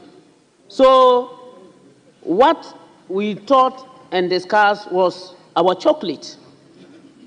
Let us ask ourselves, Mr. Speaker, what have we done since then to actually ensure that the discussions that we had, we have implemented it? There are a lot of people in this country, especially the northern sector, Upper East, Upper West, Northern region, and what have you. They don't even know how the cocoa pod is. Not to talk of the beans, and to talk of whatever we can get out of it, like chocolate. We had agreed that with the school feeding, due to the benefits, even if it's half a bar that is being produced, to also let them have that feel, see what is referred to as chocolate. We should be able to do that, even if it's once a week. We said all these things, we haven't done any of it. We continuously carry our cocoa out. Sometimes we hear about trafficking of cocoa, carrying it out, and what have you. And we want to get value, money, economic benefits. I think we need to rethink and make sure that our factories work more and that our children grow to appreciate what we are talking about. We are lucky, maybe some of us, especially from where cocoa is not grown, but I know that there are peoples or some people from the cocoa growing areas who have never tasted chocolate. Because the cost of a bar of chocolate just in the market, what has been distributed here, is so high that individuals around there who do not have that money may use that money for their ingredients and other things rather than buy chocolate. What are we doing about it? Are we going to ensure that not only the cocoa growing areas, but also other areas that cocoa is not grown? On days like this, our farmers, especially the women and children, have a feel of it.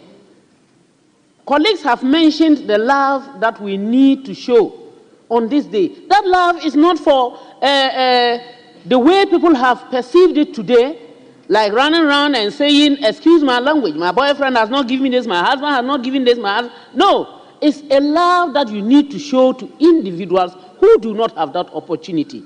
Let us go out there, let us see what is happening, especially those who have mental problems, as mentioned earlier on. Mr. Speaker, if you go out there, it's a pity. Some of them stand like stooges, some of them walk and fall. You simply don't understand. Let us extend that love to them and share whatever we have today with them, and I think it will go a long way to help all of us and for us to realize what is referred to as St. Valentine's Day. With this, Mr. Speaker, I extend my love to all my colleagues in this parliament, both men and women, all Ghanaians, everyone alive, that with St. Valentine's we love everyone. And I wish us all the best. And for this day, we live together and then we share together. Thank you very much, Mr. Speaker. Thank you very much. Yes. Thank you very much, Mr. Speaker, for this opportunity. I would like to first of all use the opportunity to thank the maker of the statements and also wish my constituent, that is Nalerebu Gamba constituency, a happy chocolate day. Mr. Speaker, Ghana is seen as the second largest producer of cocoa. But if you go to some of these cocoa producing communities, you will realize that these communities are lacking basic amenities. The poor farmer who goes to the farm every day, work day and night to get the cocoa beans, the children of the poor farmer and the poor farmer himself or herself does not get the basic amenities to enjoy in the community. Basic amenities like water. You go to some of these cocoa producing communities, good drinking water is a problem for some of these farmers. You also realize that the cocoa farmer children do not go to school because some of these communities, you can't even find a primary school for the cocoa farmer child to go to school. So, Mr. Speaker, as a country, we have to look at that aspect to improve the life of the cocoa farmer and the families. Mr. Speaker, if you look at the contribution that this industry is making to our economic growth, but a lot of it is going through illegal ways. That is smuggling. A lot of our cocoa beans has been smuggled. So I would like to call on the relevant authorities, especially the Ghana Cocoa Board and the security agencies, to take this seriously. If not that day in, day out, cocoa is being smuggled out of the country. Mr. Speaker, if we also look at the price of cocoa products, it's making it difficult for the ordinary Ghanaian to enjoy the cocoa product. Mr. Speaker, this one, in certain shops, they sell this one 20 Ghana cedi. Some sell it 18 Ghana cedi. Mr. Speaker, the poor man on the streets, how can he afford 20 Ghana cedi on this particular day to enjoy this particular chocolate? So as a country, we have to look at this aspect and add value to our cocoa products before exporting. Because some of this chocolate, the cocoa beans will be exported outside, they will produce the chocolate and import it back to us. At the end of the day, the price will be so high for the ordinary Ghanaian to purchase. Mr. Speaker, I would like to call on the Agric Minister to also look at the other sectors of the economy. That is the share nuts. In as much we are talking about cocoa, if you go to the northern part of the country, Savannah region, Upper East, Upper West, Northeast region, especially my constituency, Nalero Gamba constituency, there are a lot of share trees there. But it's like attention has not been paid to this particular share tree. I want to call on the Agric Minister and the relevant authorities. Let's give attention to this particular sector. It's a sector that a lot of women are involved. And you know, most of the women are very vulnerable. But when we give attention to this sector, these women will get a better living condition by engaging in the share industry. Thank you very much, Mr. Speaker. Thank you so much. Yes, my brother, let me hear you. Honorable members, after this, I will take.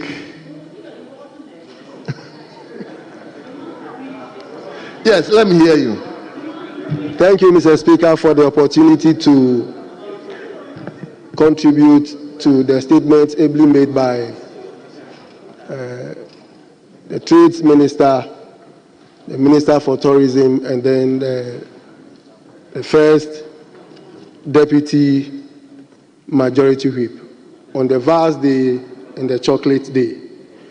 Mr. Speaker, we have to relook at the celebration of the day like this because the youth of Ghana are giving a different meaning to the originality of the day which we are forcefully celebrating now in this nature. Unfortunately, the youth of today see Valentine's Day as a day of slaughtering something without a name. And then by the end of the day like this, the day ends up slaughtering them and they go nowhere. Mr. Speaker, you will not be surprised that by tomorrow and a year by this time, a lot of things will happen this night. That will be issues to reckon with in the years ahead of us, which they will be thinking, had I known. So, on this very important day, let me use the opportunity to admonish our youth that the great St. Valentine meant this day for good, at least for platonic relationships, not for erotic ones. Again, as we celebrate this beautiful day, may we be reminded that day in and day out, the day comes, we celebrate it, it goes down, and nobody talks about it. Would it be possible as a house, a very august house like that which we have, to relook at just the celebration of it and to put in measures that may allow us to have special events to celebrate or commemorate when a day like this comes a year by this time, so that, Mr. Speaker, if it is possible, maybe members of parliament may be allowed, if it happens to be a working day like this for us, to go to our various districts and have it celebrated with our people, just like I want to post-date my own in two communities on Monday, Talibania and Tehi, so that we may use the day to educate the youth that it is not about a bedroom matter, but an issue of conscience, to remember that we must express love towards one another without strings attached. I am sure when we put in that education, the youth will revise their notes. As I was driving to work this morning, looking at the streets, everywhere is choked. If you look on my phone, the messages on my phone, massive. And everybody is talking about, today is Valentine. Where are we going? What are... Hold on. Thank you. Thank you. So, Mr. Speaker, in conclusion, let the youth out there be made known that it is not for what they are thinking but that we should just reach out and express our love. I mean, the normal love, and not that one they are thinking. That will end up leading them where they are not supposed to be. Mr. Speaker, with this, I thank you very much. Thank you. And to wish my beautiful wife, Akosia Nyantechiwa Ompombese, Mrs. a happy birthday, and to say, Akosia, I'm coming home, wait for me. Thank you. Thank you. Thank you very much. I'm looking at all of you, your constituency. I think, Kendall, we have a lot of cocoa from your area. Let me hear you. Okay. Kendall. Thank you very much, Right Honorable Speaker, for giving me the opportunity to also make my contribution towards the celebration of Love, Chocolate Day, and for that matter, Cocoa Day. Mr. Speaker, Ghana had depended on cocoa for a very long time and was the leading producer until we were overtaken by La Côte d'Ivoire. That notwithstanding, we still produce the best cocoa in the whole world. So it's incumbent upon us to play a very significant role in the production of cocoa. Mr. Speaker, these days we are having serious challenges. Production are gradually running away from that industry. It is the old men and women who manage our cocoa farms, and as they grow old and they are not getting the younger ones to take from them, we raise our position to other countries. The governments over the years are trying hard to provide the necessary incentives to make cocoa production viable. We're also having challenges about our environment. Cocoa is a special tree that requires some shade. It needs vegetation, current destruction of our forest.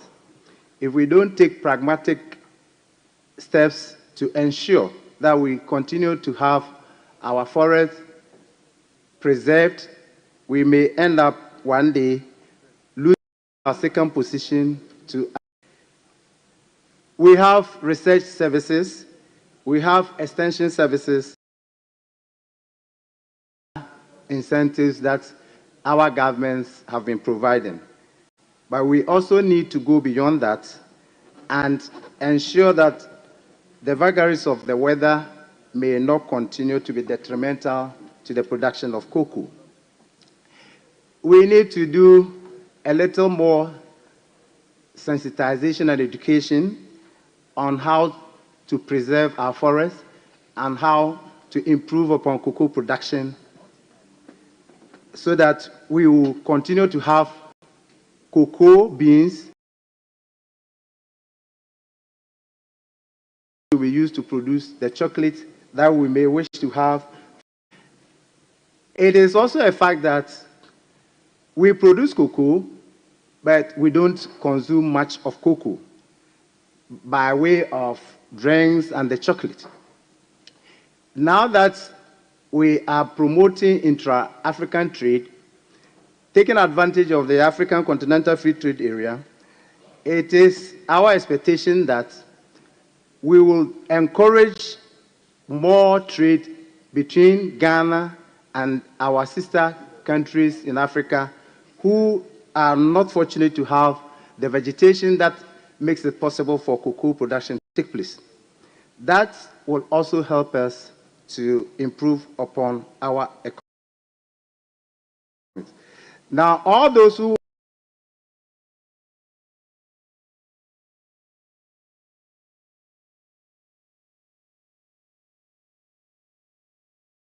involved in cocoa production and related industries, we say are equal to them.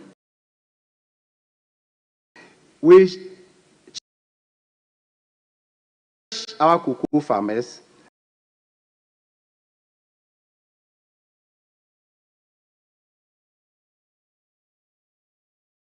them to remain in cocoa production in spite of the challenges.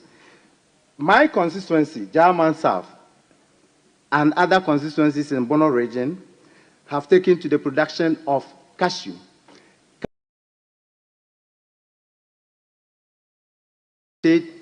And in recent times, we rather are using cashew to provide the shade that cocoa needs under them. And that is helping us to have the shade that cocoa requires to grow extensively. So we encourage other areas where cashew production, and at the same time use that as a cover.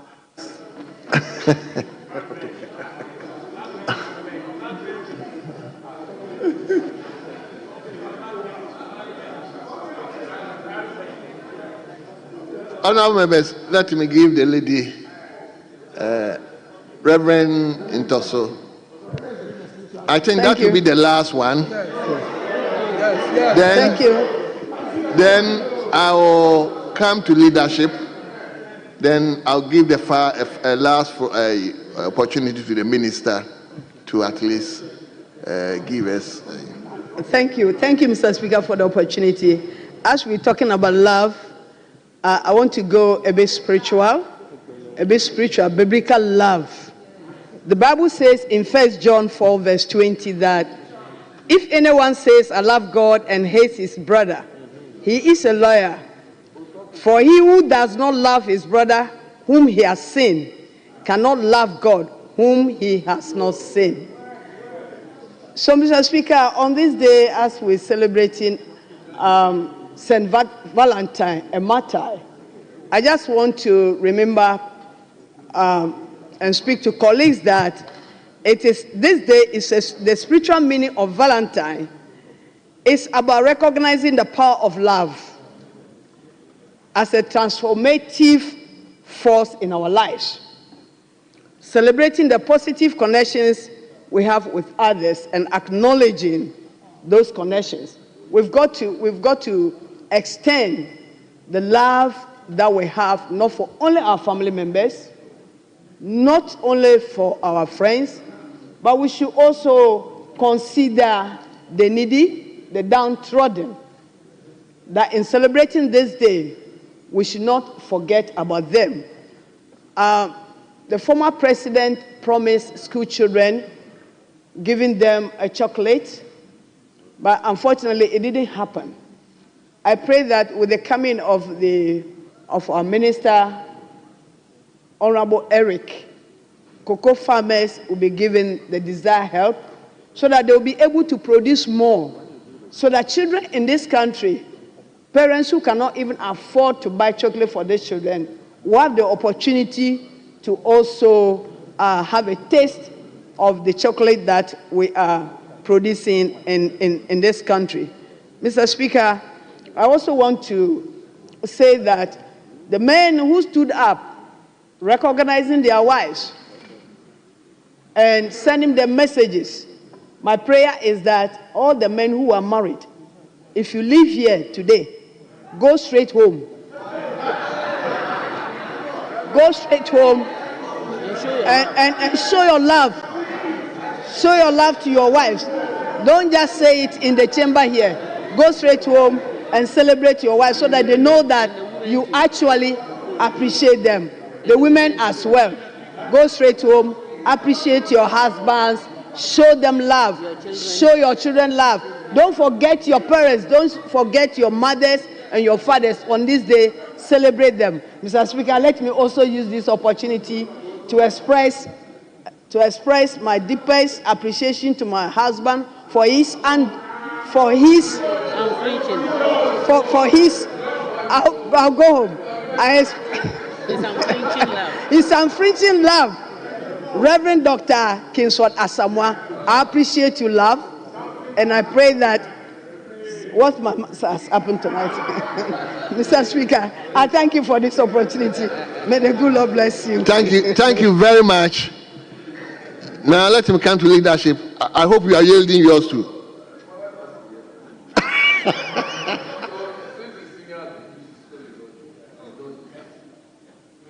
Okay, senior, let me hear you. Senior, 1 minute. Let me hear you, sir. Mr. Speaker, thank you very much for this rare opportunity.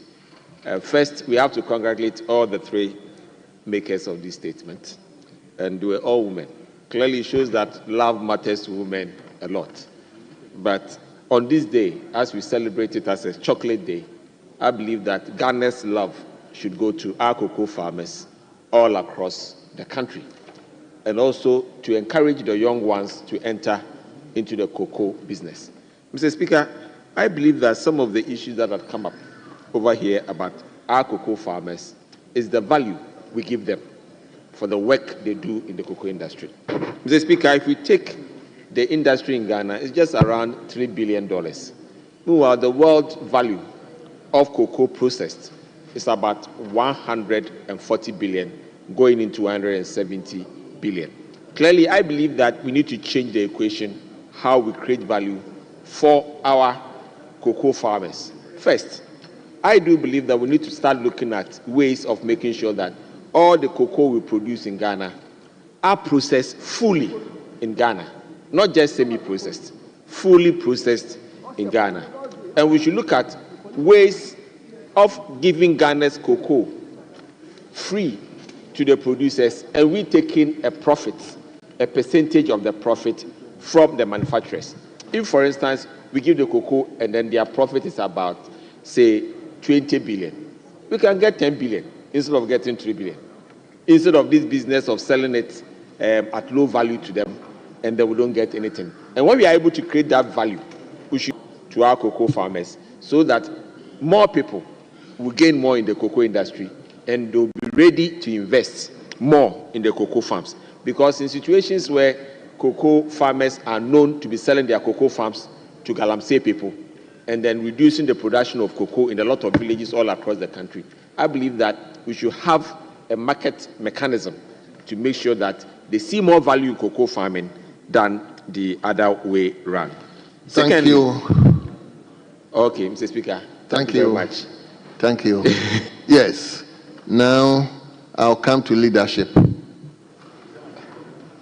you want to talk, or you are sitting to him. Leader. Yes, Ashu, or you. So. You were granted one day, and I signal to you that then you should grant one here. I know, but I'll give Honorable Opoku, a lot of time too.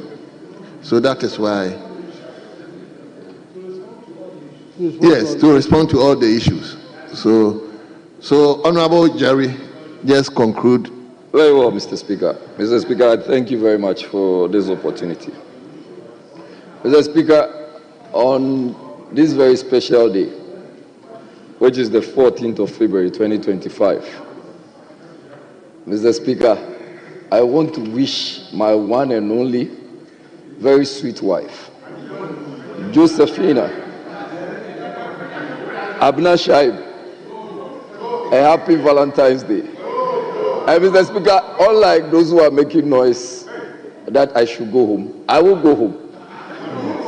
Mr. Speaker, I also want to take this opportunity to wish my mother, Giftina Aduanunu, the one who gave birth to me, a special love. I want to wish her a happy Valentine's Day. And Mr. Speaker, there are 3 solid women who are doing very marvelous things in my constituency, in Wejagbawe.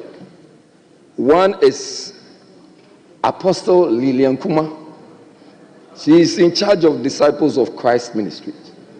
Mr. Speaker, you know what she's doing? She's showing a lot of love, affection, and care to the less privileged. She's doing this also in support with the Weja Manye, Na Amakuma, and Bawe Manye. I wish them all a happy Valentine's Day, and to just express my love and gratitude to them. Mr. Speaker, not forgetting my beautiful children. I just want them to understand that Daddy loves them very much. Mr. Speaker, beyond all of this, I am a beneficiary of the Cocoa Board Scholarship. And I know what cocoa has done for this nation. Mr. Speaker, we must continue to support the processing of cocoa and also push policies that would benefit this nation for the very important promotion and innovation of cocoa and the benefits that come out from cocoa. Mr. Speaker, we need to strengthen infrastructure, enhance the capacity of farmers. We also need to offer incentives to local manufacturers. Mr. Speaker, we also need to come to the understanding that we need value addition within our country, which will promote and preserve job opportunities, which will also create wealth and also solidify Ghana's reputation as one of the major leaders in the cocoa value chain. Mr. Speaker, in conclusion, as we celebrate today the National Chocolate Day, let us recognize that there are far-reaching impact of processing cocoa in Ghana, and I'm very excited to see the Agri Minister here. Mr. Speaker, it is a sector that strengthens our economy. It enhances our global competitiveness and provides sustainable livelihoods for many Ghanaians. Mr. Speaker, I urge all stakeholders, including the government, industrial players, or the industry players, farmers, to continue working together to ensure that Ghana maximizes the full potential of its cocoa industry for generations to come. Mr. Speaker, thank you. I thank you very much for allowing me to make this statement. Thank you very much. Thank you so much. Let me now come to the majority leadership. Mr. Speaker, since it's a National Cocoa Day, I would like to yield the leadership contribution to the Minister. The minister will get his own opportunity. Oh, minister will get his own opportunity. Yeah, so that is why I said just conclude, then I will give the final slot to the minister. Honorable Mintayako will take the slot because he wanted to make a contribution.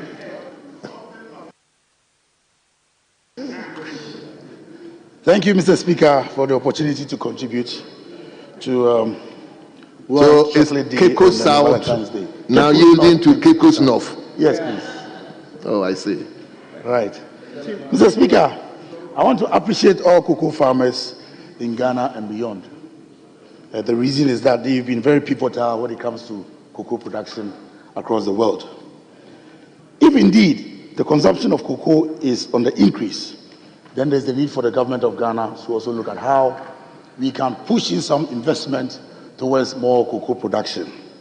Today we are talking about Valentine's Day, and then I'm also looking at the cost of the celebration of Valentine's Day. In America, when it's Valentine's Day, families share flowers, they share candies, and they also share cards. When you come to Ghana and it's Valentine's Day, it is not the act of giving, it's the act of mandatory requirement that you need to make sure you honor. Mr. Speaker, I think that Valentine is the act of giving. And if indeed is the act of giving, the giver is supposed to provide what they can willingly give to that individual. So if I can afford a chocolate, and today we are talking about chocolate, Ghanaians who are supposed to be recipients should also get chocolate. Instead, they will give you a list of items you need to buy for Valentine's Day. And this is raising a lot of concerns. If some of them are not able to fulfill, yes, they give you a prospectus. If you are not able to fulfill, Mr. Speaker, that becomes problematic. There are so many relationships that are breaking up because of requests for Valentine's Day celebration. Mr. Speaker, I want us to appreciate the fact that Valentine is only about the art of giving. It is not the art of taking. And as much as possible, we should also look at how Parliament will be able to direct where at such occasions we'll visit orphanages, we'll visit hospitals, we'll visit areas where our art of giving will have very big impact. Mr. Speaker, Let me add my voice to the other contributors who are asserting that indeed we need to be looking at psychiatric hospitals, we need to be looking at orphanages, we need to be looking at maternity homes, and any area where our art of giving would have that particular assertion. And I think when we do that, we will be able to give more than to take more. Thank you very much, Mr. Speaker. Well. At least I've taken from you Valentine is the act of giving, not an act of demanding. Very well. So let's hear from the minister.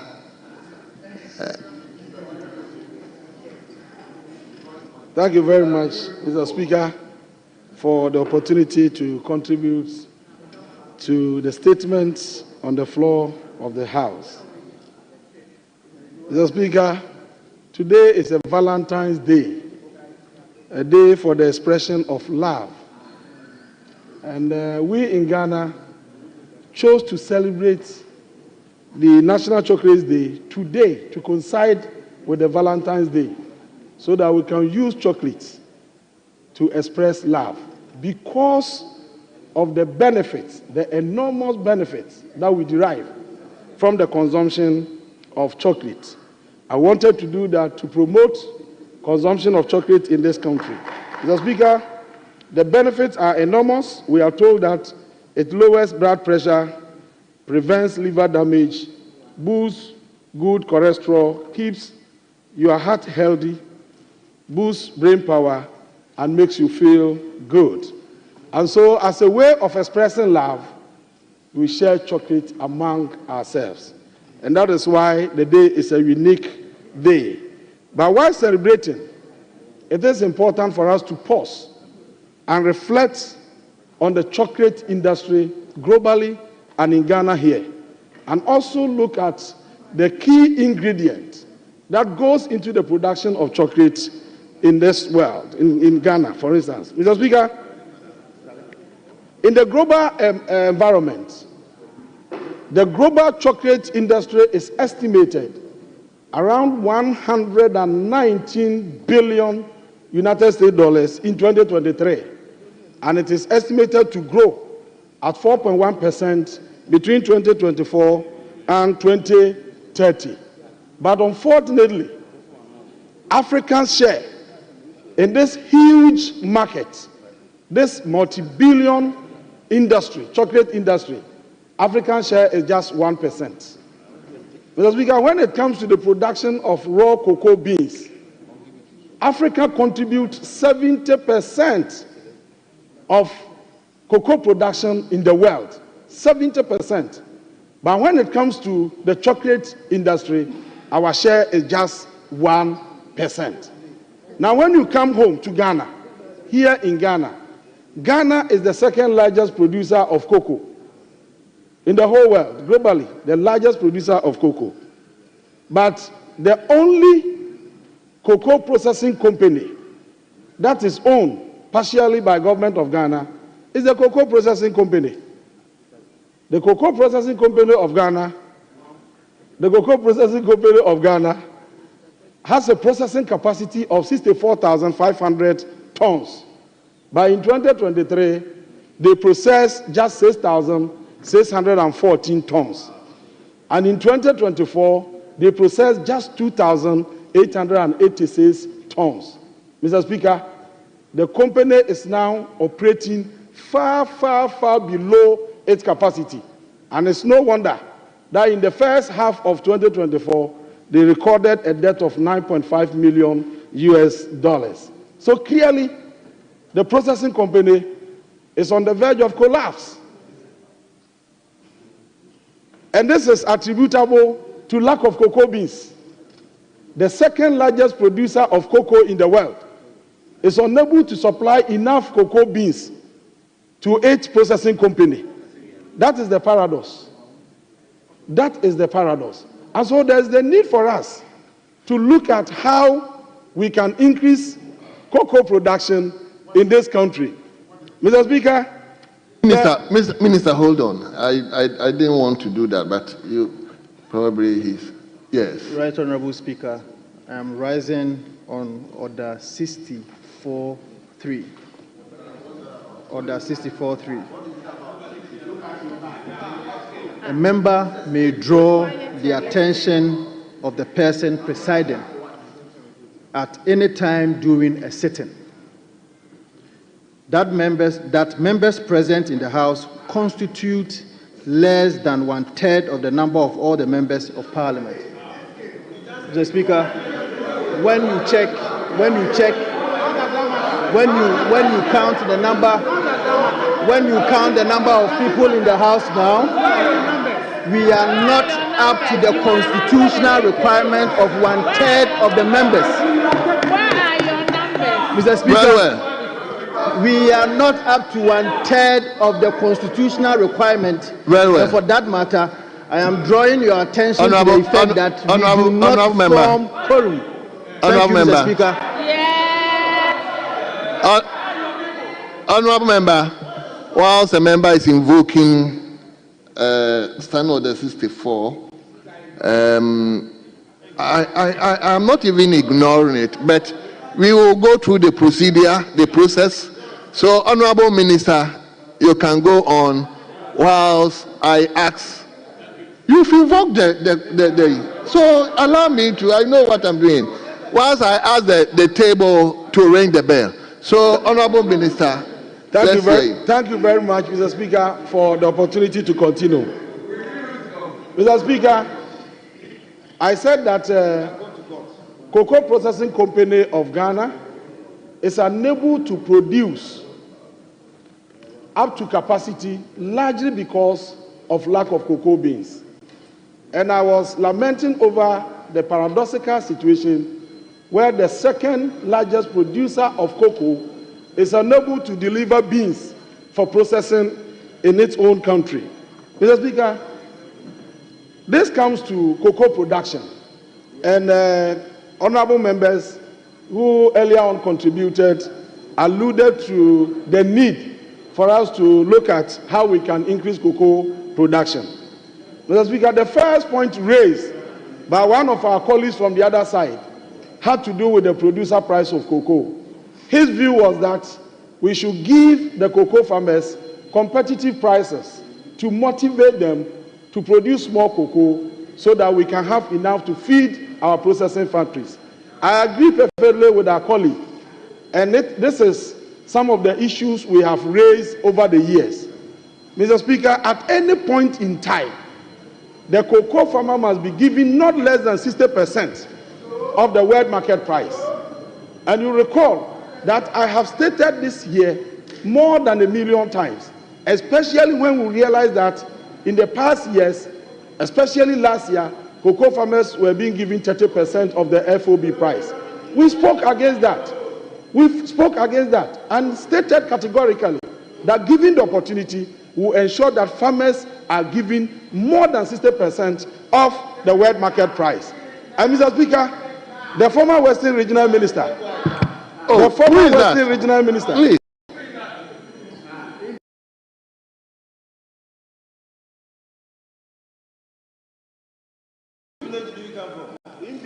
Oh, honourable member, please don't say that. Withdraw that, please. Mr. Speaker, the former Western Regional Minister have the opportunity now increase the producer price.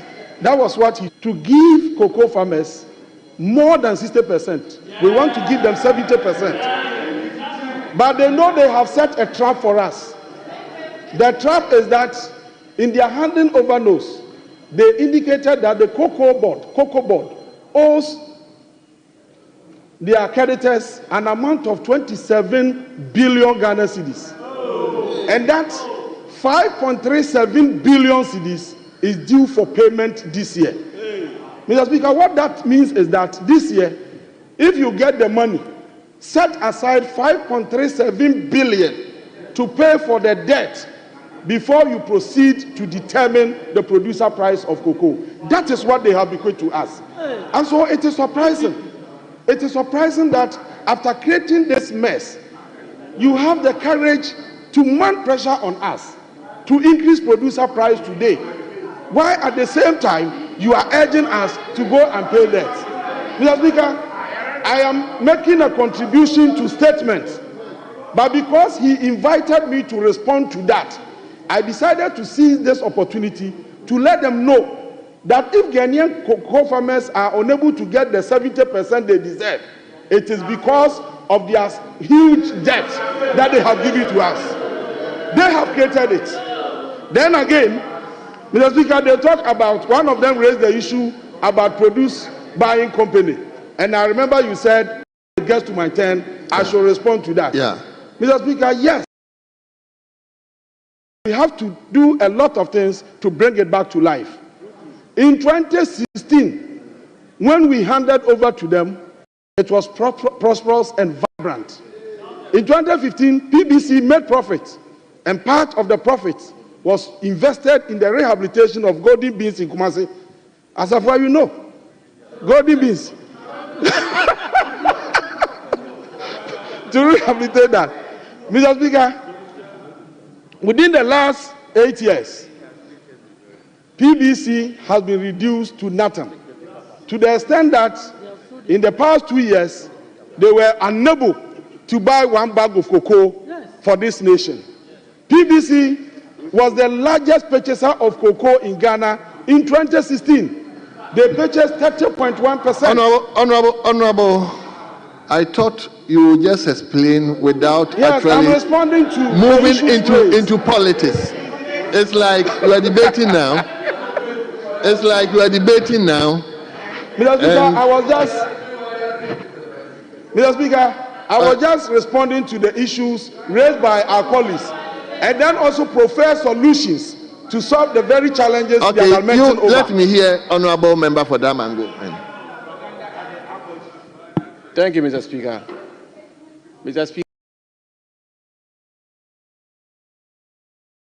what is before us this afternoon? A statement has been made about St. Valentine's Day and chocolate. Mr. Speaker, it is pursuant to this statement which has resulted in members contributing to the statement. Mr. Speaker,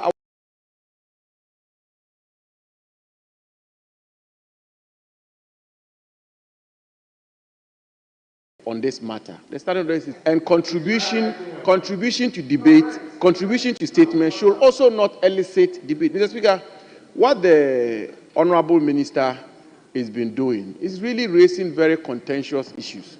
And so, Mr. Speaker, we will respectfully call upon you to have the minister be guided and not make comments which will elicit a debate. There will be an opportunity for that. I will be ready to have the debate with them. So, Mr. Speaker, let me be guided. Thank you very much. In actual fact, I decided to ask him to sit down, listen to all the comments, because most of the comments were directed towards his ministry, so that he can also try to address some of them. But please, whilst addressing them, I mean, just be guided not to actually move into it. These are issues, as you rightly said, raised by our colleagues. And there's the need for us to indicate to them measures we are putting in place to address them. But for them to have a better appreciation of the measures, they must know the true state now, so that they will all agree that these measures are good measures to address them. Mr. Speaker, somebody also spoke about cocoa roast. This is a serious matter that we are looking at. Cocoa roast. The argument advanced was that to be able to increase cocoa production, we have to fix all the roads leading to cocoa growing areas. This is a statement made by one of our colleagues from the other side.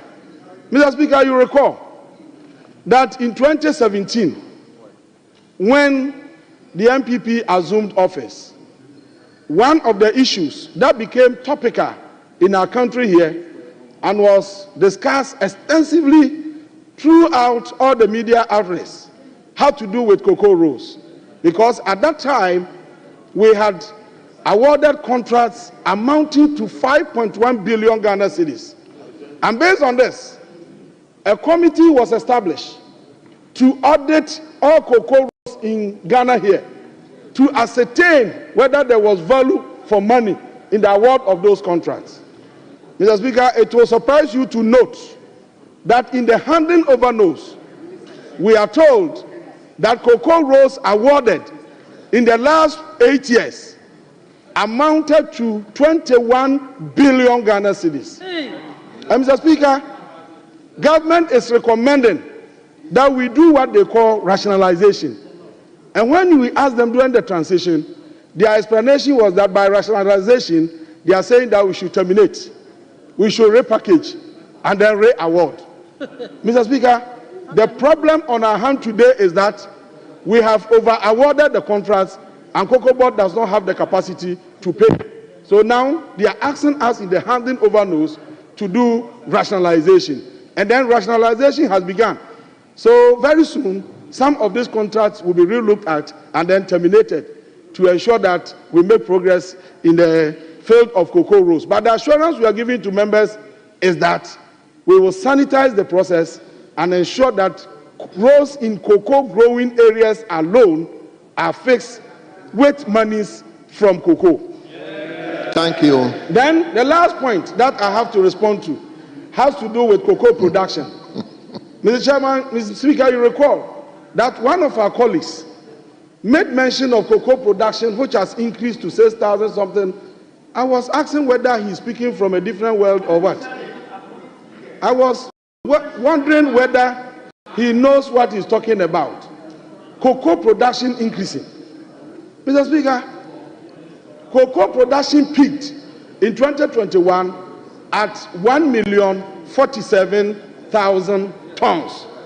Unprecedented in the history of Ghana. 1,047,000 tons. But as we speak, it's around 500,000 tons. 500,000 tons was recorded in 2024. And so what we have to do now is to come out with policies that will ensure rejuvenation of the cocoa sector, to reset the entire cocoa sector, increase cocoa production so that we can maximize the benefits for our cocoa farmers. And so, Mr. Speaker, we thank you very much for the opportunity. This is a great day. It's a day that we have to show love to members. And our expectation is that members will also share the chocolate we have given them to their wives, their children, their constituents, and then all the other things that they can talk about. On this note, thank you very much. Thank you very much. Honorable members, my younger brother raised an issue, raised a quorum, but my time is not up.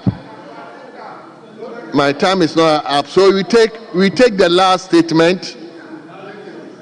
We take the last statement from Honorable James Jachikwesin on Black History Month. Black History Month. Honorable James Jachikwesin, you have the floor now. Thank you, Mr. Speaker, for giving me the opportunity to elaborate on the Black History Month. Mr. Speaker, I'm very honored to have the opportunity to commemorate Black History Month, a time to celebrate the achievements,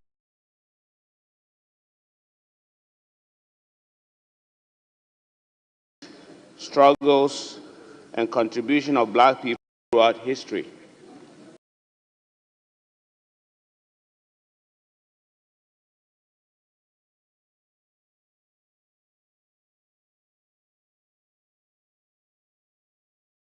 Asking me once again to represent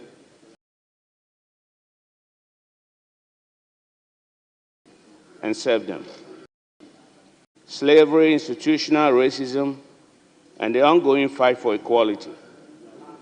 I am inspired by immense contribution of black leaders like Dr. Kwame Nkrumah, Martin Luther King Jr., Patrice Lumumba, our own Barack Obama, and a host of others, whose efforts have shaped history and inspired progress. Mr. Speaker, Africa, despite being rich in natural resources, remains paradoxically underdeveloped due to unfair global systems. Our continent was stripped of resources and labor, which fueled the advancement of other nations while leaving us impoverished. Even today, economic dependency and the influence of global financial institutions continue to hinder Africa's progress. I believe Black History Month is a call to action, Mr. Speaker. It reminds us of the need for unity among Black people worldwide, both on the continent and in the diaspora. We must strive for self-sufficiency, ethical leadership, and collective responsibility.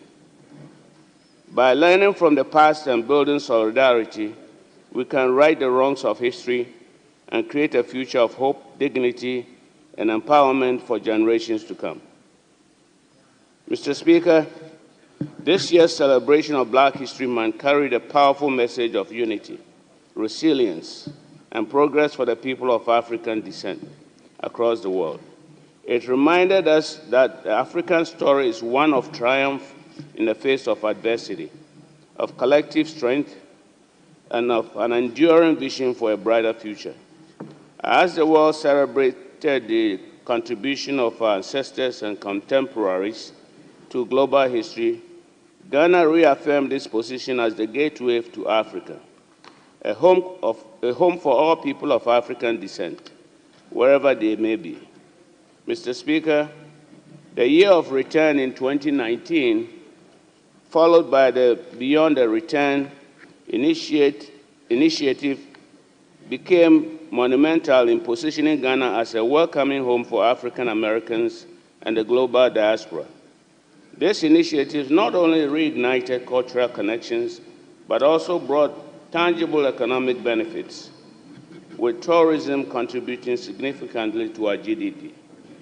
Mr. Speaker, African Americans and the global diaspora have made substantial investment in Ghana's economy, particularly in real estate, hospitality, tourism, and many other sectors, further strengthening Ghana's position as a leading destination for cultural tourism. These contributions have created jobs, boosted local businesses, and fostered global networking opportunities, all of which are vital to our national development. Mr. Speaker, for far too long, the issue of dual citizenship has clouded our political discourse, dividing us when we should be united. I'm a firm believer that Ghanaians in the diaspora, our brothers and sisters scattered across the globe, are not only part of our national story, but an integral part of our future. Their expertise, their investments, and their patriotism are invaluable. I stand here not as a victim of political challenges, but as a testament to the resilience of every Ghanaian who believes in the power of democracy and justice. Mr. Speaker, the fight against dual citizenship, restrictions, and political ambition is not a personal battle, but a national conversation. Our Constitution, while a beacon of democracy, must evolve to reflect the global realities of our people. How do we marginalize those who have sought better opportunities abroad, yet remain deeply connected to Ghana? How do we exclude them from leadership when their hearts, skills, and resources are dedicated to building our nation?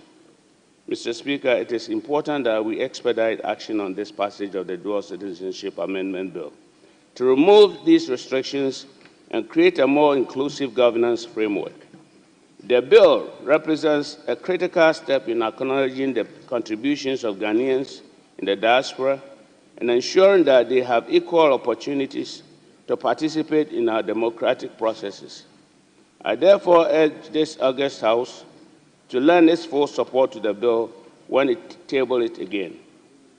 Together, let us take this bold step towards inclusivity and progress.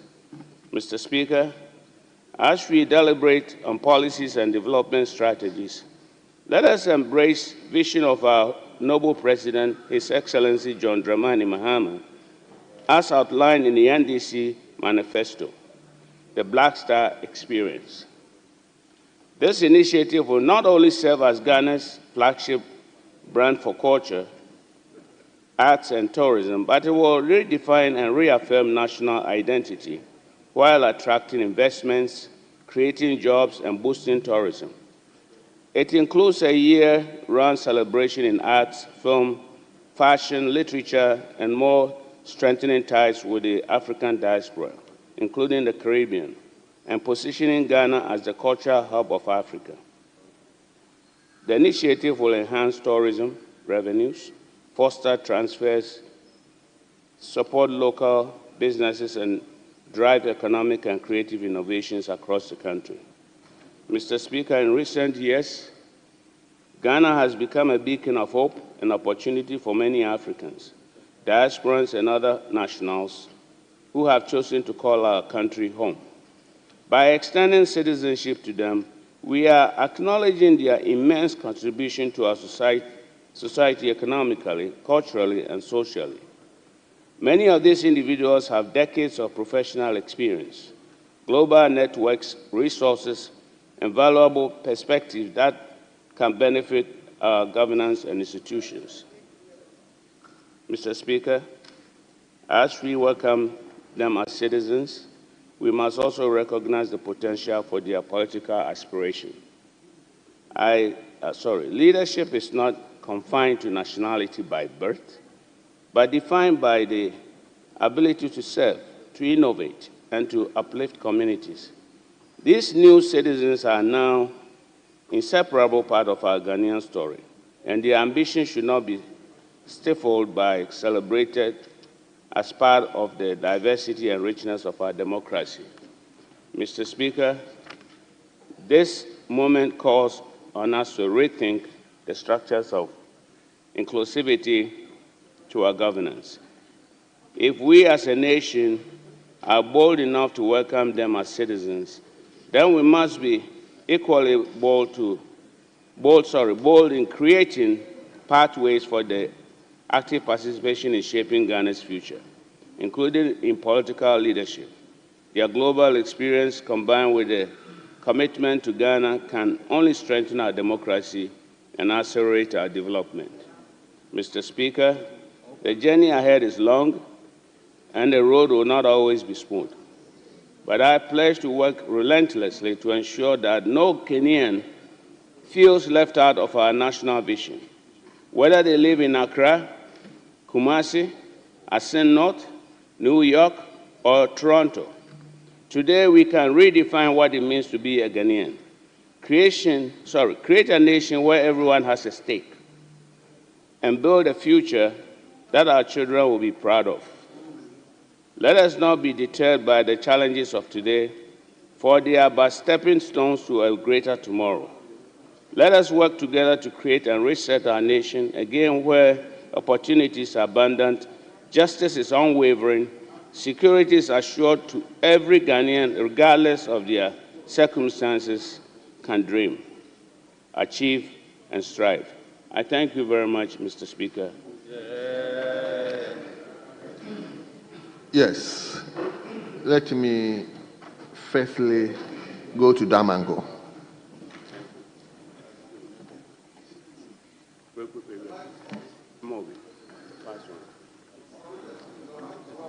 Honorable Quayson, can you put off the mic?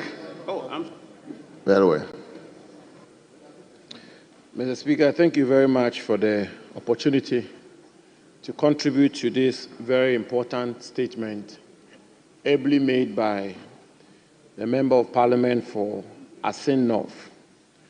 The Speaker, black peoples have traveled a long journey, and indeed, from the days of slavery to colonialism, all through to the days of civil rights, and through to the struggle for independence, and post-independence struggles of nation building, and our contemporary challenges of unleashing the needed prosperity to our people, the black peoples of the world have traveled a long journey, and that is why I believe the statement commemorating black history is absolutely important.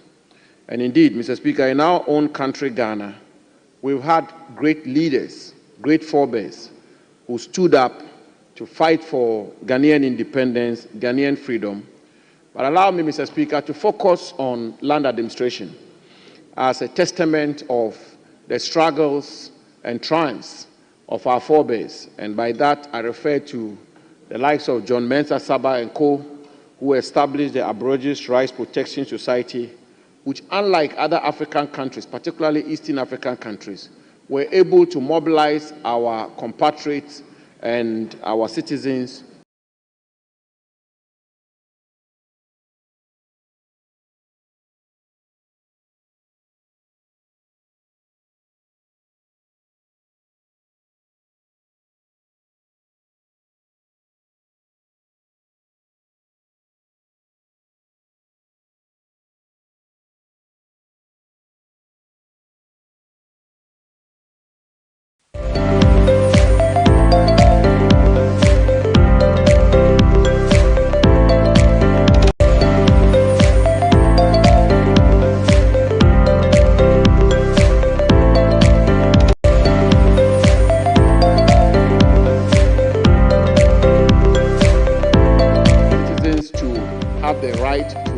representation and also have the right to participate in the governance of our country whilst holding citizenship of other countries.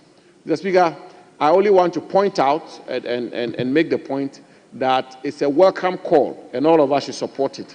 But while supporting it, we also have to be mindful that rights go along with duties. And as the honorable member may be familiar with, the tax jurisprudence of our country, for example, is a source-based tax system, which means that you are taxed only when your income is sourced from the Ghanaian jurisdiction. Unlike other countries where taxation is based on citizenship, mere citizenship, and therefore if you're a citizen of a country like the United States, it doesn't matter where you are, it doesn't matter where you earn your income, the United States tax regime will catch up with you and you have to pay taxation. In Ghana, if you're a Ghanaian citizen and your source of income is from our country, for example, it's a source-based tax system, which means that you are taxed only when your income is sourced from the Ghanaian jurisdiction. Unlike other countries where taxation is based on citizenship, mere citizenship, and therefore if you're a citizen of a country like the United States, it doesn't matter where you are, it doesn't matter where you earn your income, the United States tax regime will catch up with you and you have to pay taxation. In Ghana, if you're a Ghanaian citizen and your source of income is not within the Ghanaian jurisdiction, you are not obliged to pay taxation, to pay taxes to the Ghanaian state. And therefore, whilst we call for and support for dual citizens to have certain rights, I believe that there's also a gamut of other duties we have to examine. One of them that I'm also passionate about is the question of taxation, so that if you're a dual citizen and you're entitled to be a member of parliament, you're entitled to be a chief justice, and you are earning your income from, say, the United Kingdom, the Ghanaian tax regime should be able to catch up with you as well. So, Speaker, with this, I thank the maker of the statement for making this important. Thank you very much. Yes, let me come to Honorable Member for Medina. Thank you very much, Right Honorable Speaker, for the opportunity to contribute to this very important statement on the Black History Month by our colleague, Honorable James Jechi Kwesi, Member of Parliament for Asin North constituency. Indeed, Mr. Speaker, this statement is very timely because it reminds us of a number of things, starting from local to maybe global. I think the first thing it reminds us of is the duty on the nation to pass that very, very important dual citizenship law that was introduced by a private member in the 8th Parliament. Unfortunately, we could not pass that law before the 8th Parliament dissolved. I am hopeful that the new Attorney General and the Minister for Interior would come together and ensure that that bill is relayed on the floor of Parliament so we can look at it speedily. Mr. Speaker, of course there is justification for this. The mere fact that a person has moved from Ghana to another country or picked a citizenship from another country doesn't mean the person has lost his original citizenship or where he was born. And Mr. Speaker, not only that, research and data available from the World Bank, Bank of Ghana, and other financial institutions shows that the remittances that comes to this country, the amount of contribution, financial contribution that our diasporans do to this country is unimaginable. So how on earth do we accept all these remittances, all this support, and yet when it comes to ensuring their rights to participate in our local governance structure, we tend to discriminate against them? So, Mr. Speaker, I really believe that the time is ripe for us to critically look at the dual citizenship law and then amend same. Mr. Speaker, secondly, the statement again reminds us of a collective responsibility as Africans and African citizens. Mr. Speaker, you realize that most of the world leaders or the forebearers, for example, Dr. Kwame Nkrumah, were people who had opportunity to study beyond the four corners of Ghana. So it means that the diasporan experience is also very important because it kind of opens our worldview. It helps us to understand what is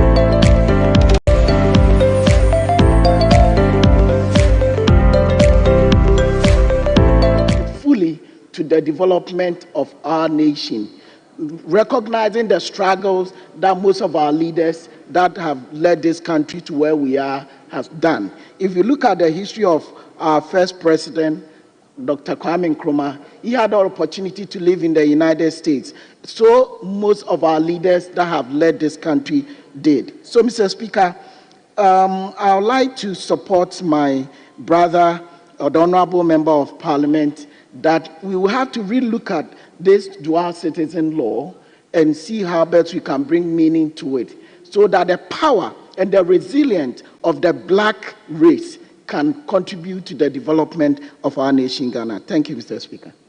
Thank you very much. Let him now acknowledge the Deputy Minister Designate for Health. Yes. Professor Ayensu. Thank you, Mr. Speaker, for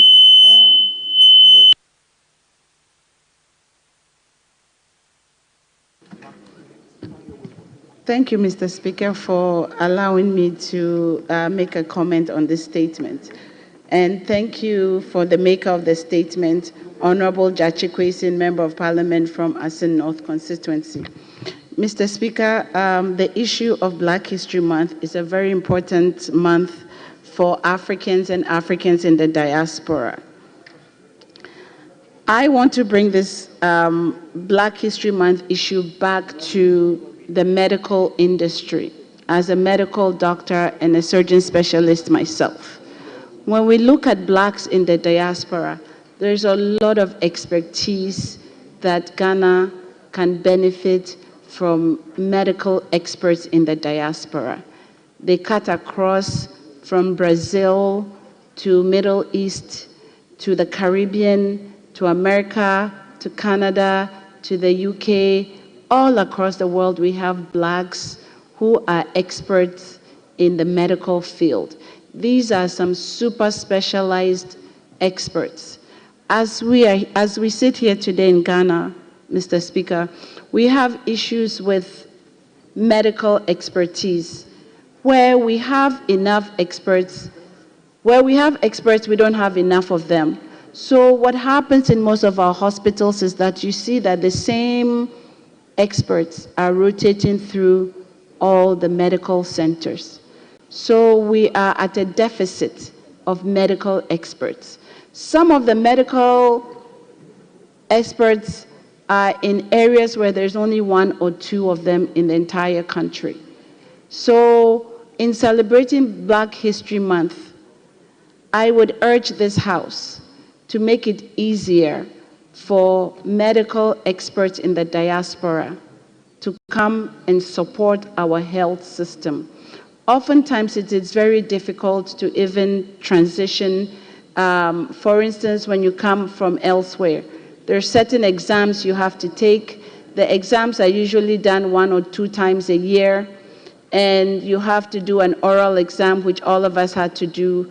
And the process of at least getting a medical license is a little bit tedious and maybe sometimes inconvenient. So as a House, I would recommend that maybe we look into those and see how best we can make it easier for Africans in the diaspora to come to Ghana to support our health industry. Mr. Speaker, I would like to also say that even if these experts are not coming here permanently, we can use them on a rotational basis.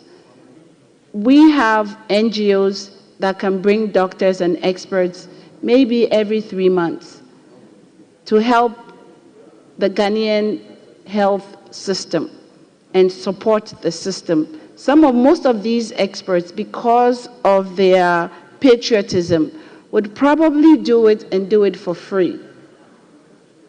So it will almost be at no cost to the Ghanaian medical system, yet we are going to benefit from their great expertise. So, I would like Atiasi, the people in Bonhumboden and all the cocoa growing areas in Esikadoketan, I would like to wish them a happy chocolate day And hopefully this weekend, I will bring chocolate to all of them in the villages, and we can enjoy the end product of our hard work. And I would also like to highlight what is happening with our cocoa. Most of the cocoa areas the cocoa plants are being cut down to make way for galamsey. And I think that we should also look into that, because cocoa is a very important product for the country, and it brings in most of our income for the country. Thank you so much, and thank you, Mr. Speaker, for allowing me to make this contribution. Thank you. So now everybody gets the floor and he wants to take advantage. Yes, Honorable Minister for Education. Mr. Speaker, let me thank you for the opportunity to thank the Honorable Jachi Kwesen for the statement on the Black History Month, and to call on us in recognizing the monumental contribution of Dr. Kwame Nkrumah to the economic, social, and political development of our country, the contribution of Nelson Mandela, not just breaking the walls of apartheid and ensuring that South Africa was ushered into a democracy which gave more power and rights to persons with black background, and then also in celebrating Dr. Martin Luther King. Mr. Speaker, in commending him on his statement, may I refer you to the paragraph in the second page, where he says that issue of dual citizenship. Mr. Speaker, the onus is on us as a country, that are we ready to make the best use of the expertise acquired by Ghanaians who have lived and worked abroad for several years, but for good reason had to give up their citizenship for other countries. We know that the motivation at the time for many who travel to the United Kingdom or to the United States, they acquired those citizenship because they didn't want to be chased around like they are being chased around today. So they had to switch citizenship in order that they gain some of the benefits associated with the citizenship of that country.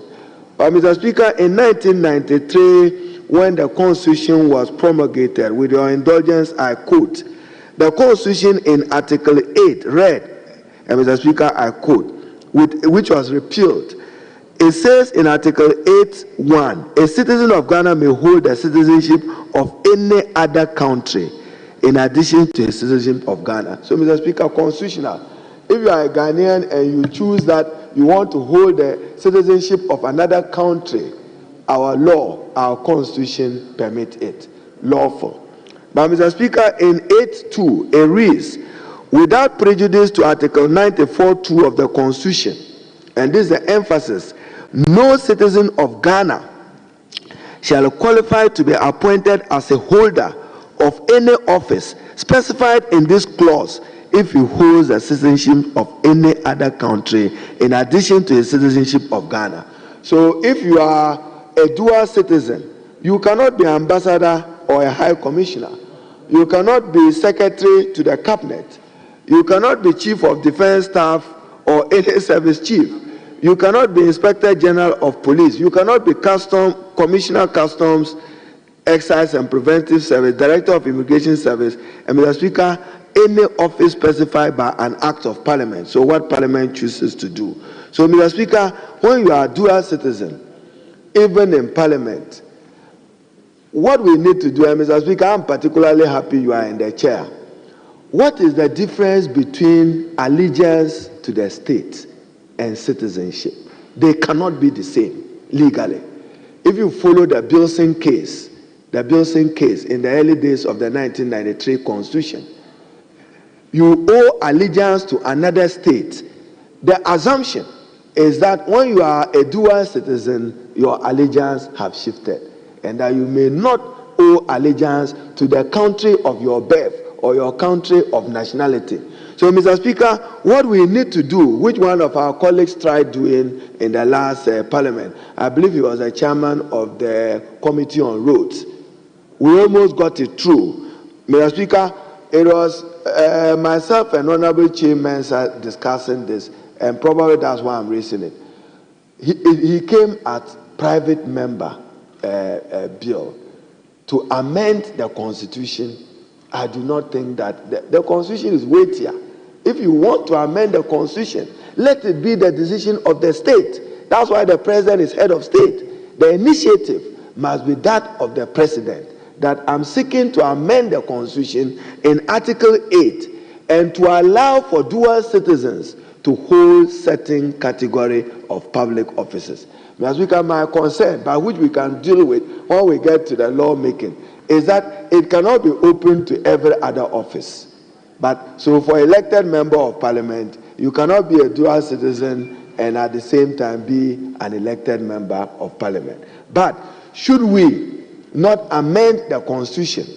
As I said, allegiance of state is not the same thing. Then, Mr. Speaker, whilst commending him, let me conclude again in his paragraph 4, and to assure this House that sooner than later, Excellency John Dramani Mahama will launch the Black Star Experience.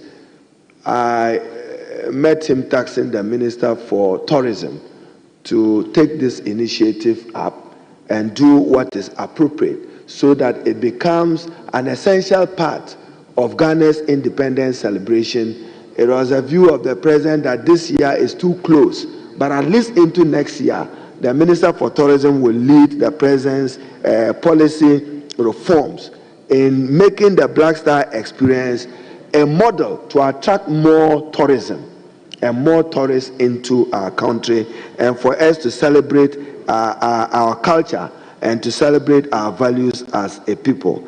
Mr. Speaker, finally, whilst I commend the Honorable Jechi Kwesi, today, Ghana, our image is soaring very high, and that is why we must work to preserve it. Just the transition of political power from one political party to the other, from a different political party to the other, as to Ghana becoming a beacon of hope in the pursuit of multi-party constitutional democracy. What we need to do is to preserve our respect to the fundamentals of the rule of law and pray that Ghana does not tomorrow move into the annals of a banana republic where we are not governed by law but governed by the weight of some other person. So the Honorable Jechi Kwesi, let me commend you for the statement, and do take part when the Minister for Tourism is leading the Black Star Experience initiative of the President to drive his resetting agenda in the tourism sector. I thank you, Mr. Speaker. So we have to amend Article 8(2) of the Constitution. And probably, Mr. Speaker, when we get there, we may have to look at Article 94. Again, the Constitutional Review Commission can take advantage of it. And citizens of Ghana who feel strong about it abroad, including Professor Azai and co, they were the team that kept coming to Mr. Speaker and your good self, urging us to make sure that we took off that part from our laws. I thank you. Thank you very much. Can I now reach out to leadership? Yes, Mr. Speaker, thank you very much for this opportunity. I commend highly the maker of the statement. Mr. Speaker, if anyone has to pay attention to issues of Black History Month, I think the New Patriotic Party did so very well with reference to the celebration of the year of return and beyond the return. I also take a cue from my very senior mentor, who had to go into details of discussing issues of allegiance and citizenship. Mr. Speaker, we also are very well versed to the extent of knowing that every citizen has responsibilities. So if you are a citizen and you also want to serve your state, there are due obligations for you to take up, including paying your taxes, including ensuring that whatever you are doing to the other country that you have taken up at another point of citizenship, you are providing same allegiance to your original country. Mr. Speaker, and we know that this cannot be measured as to whether or not one is very allegiant or one is not. Mr. Speaker, we are here today to believe that the Constitution, if you look at chapter 3 of the Constitution, and in particular 8123, there have been some amendments that we also have to pay attention to, and to understand that it is very important for anybody who wants to be seen as a Ghanaian to do so in a whole perspective, not in a partial perspective. Whole to the extent that you are a true Ghanaian and that you can be a Speaker of Parliament when you tomorrow decide to do so, because you are qualified to do so. Mr. Speaker, as we are here today, we want to believe that if we put everything in proper perspective, tomorrow anybody who qualifies to have a dual citizenship should have so without any problems. And such a person should also be able to contest an election without any problems. That is why, on this note, I commend the maker of the statement, and more especially my senior learned friend, for also bringing in an aspect of the issue of allegiance. How do you prove allegiance? And that is a matter which is very critical and we all have to pay attention to. Thank you very much, Mr. Speaker, for allowing me to contribute to this statement. Yes, Deputy Majority Leader.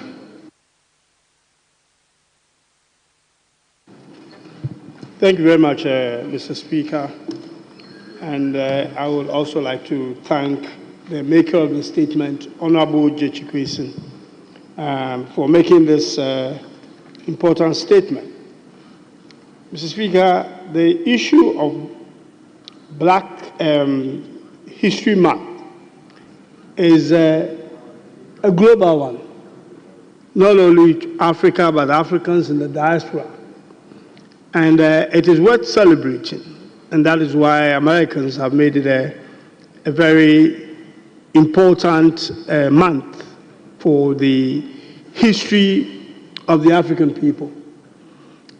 Mr. Speaker, African people or African descent have gone through various experiences, in the over a century.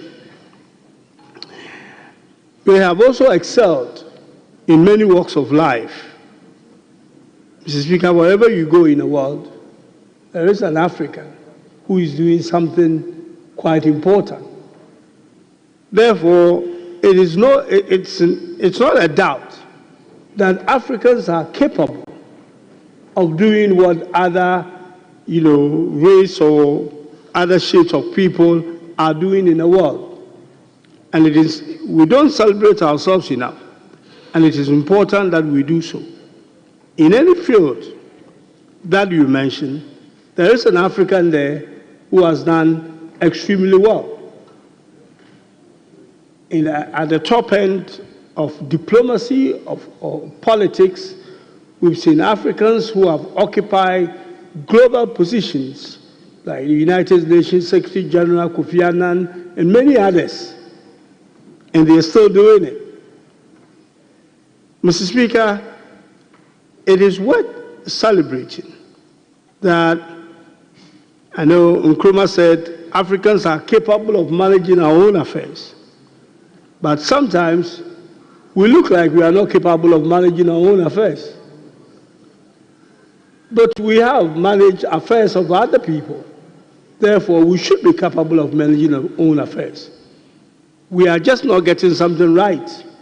And those are the things we need to look at and not have a doubt in ourselves that we are actually capable of managing our own affairs. Mr. Speaker, I think some perspectives have been shared by my honorable friend, the Education Minister, on the issue of this dual citizenship. And I think the maker of the statement, who we know had a personal experience of this, was right in making a statement. I do pray that eventually we're able to revisit this bill and make sure that Ghanaians, wherever they are, can come back home and make a significant contribution to Ghana's economy. Mr. Speaker, we get a lot from foreign remittances from Ghanaians who are working and living abroad. Yet, when it comes to certain positions, the same Ghanaians who are making a significant contribution to Ghana's economy cannot participate because of the citizenship issue. We do have Ghanaians who are dual citizenship and do other things. I believe we have Ghanaians who are dual citizenship who play for the national team. So if you are good enough to play for the national team and you are representing Ghana, and we have faith in you that you do the right thing and make sure Ghana win the matches, why is it not possible that the same Ghanaian can serve as a member of parliament or any position, any political position, and have a suspicion that that person will either not do right for Ghana or we have something to worry about? So I think that issue needs to be revisited. And as the Education Minister said, coming as a private member bill, I think itself was a bit problematic. And it needs to be weightier, I do agree. And it's an issue that we need to look at, because every now and then it becomes a problem which doesn't, I don't believe, serves the country well, that we are losing people with certain expertise that can contribute to the country. They fall short of doing so because of the challenges that they might encounter when they make that attempt to come home and help. Mr. Speaker, I take the opportunity again to thank the maker of the statement, of this important statement. And with these 3 words, Mr. Speaker, I would like to end here. Thank you very much. Thank you very, very much, honorable members. I think with regards to this issue of dual citizenship, our brother, Professor Kokuya Sari, has always been reaching out as to how we will get this bill done. I think a lot of our brothers and sisters sitting elsewhere who are desirous to come and also not only coming to take part in the management and the development of the country, we also want to take part in our elections. They are pushing so many discussions on board. And I think going forward, when we revisit that particular bill, we can look at it from all these angles. People are even suggesting that why can't we have diasporan constituencies, whereby Ghanaians in Europe or America, you have setting up set constituencies for them, so that all Ghanaians over there will contest, and whoever is elected will be part of our legislative body. So there are so many discussions that are going on, and I think once we revisit that particular bill, we will look at it from all this angle. So, Honorable Judge Kwesi, we thank you for bringing this to the fore. And our ministers, Elizabeth and Jifa, and our Deputy Majority Whip, who also made a statement regards to the day, we thank all of you. On that note, I think we'll bring the curtains down for the day. So, Honorable Member, I think since we've not exhausted our 5 hours, you can move a motion for us to adjourn the House. Very well, Mr. Speaker. I don't know if I have the floor, sorry.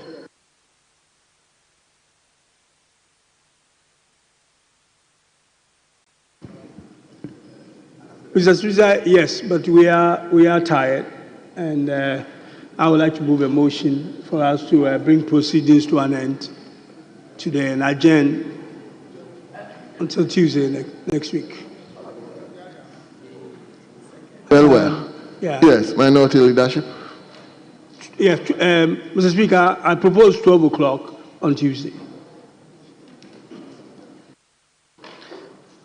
Mr. Speaker, we are not against the motion.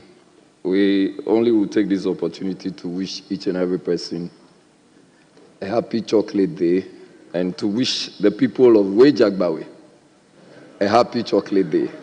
Mr. Speaker, we thank you very much. Yes, honorable members, even though the majority leadership proposed 12, my directive from Mr. Speaker is to come to the chamber by 10. So the House is adjourned to Tuesday, 10 o'clock in the forenoon. The House stands adjourned.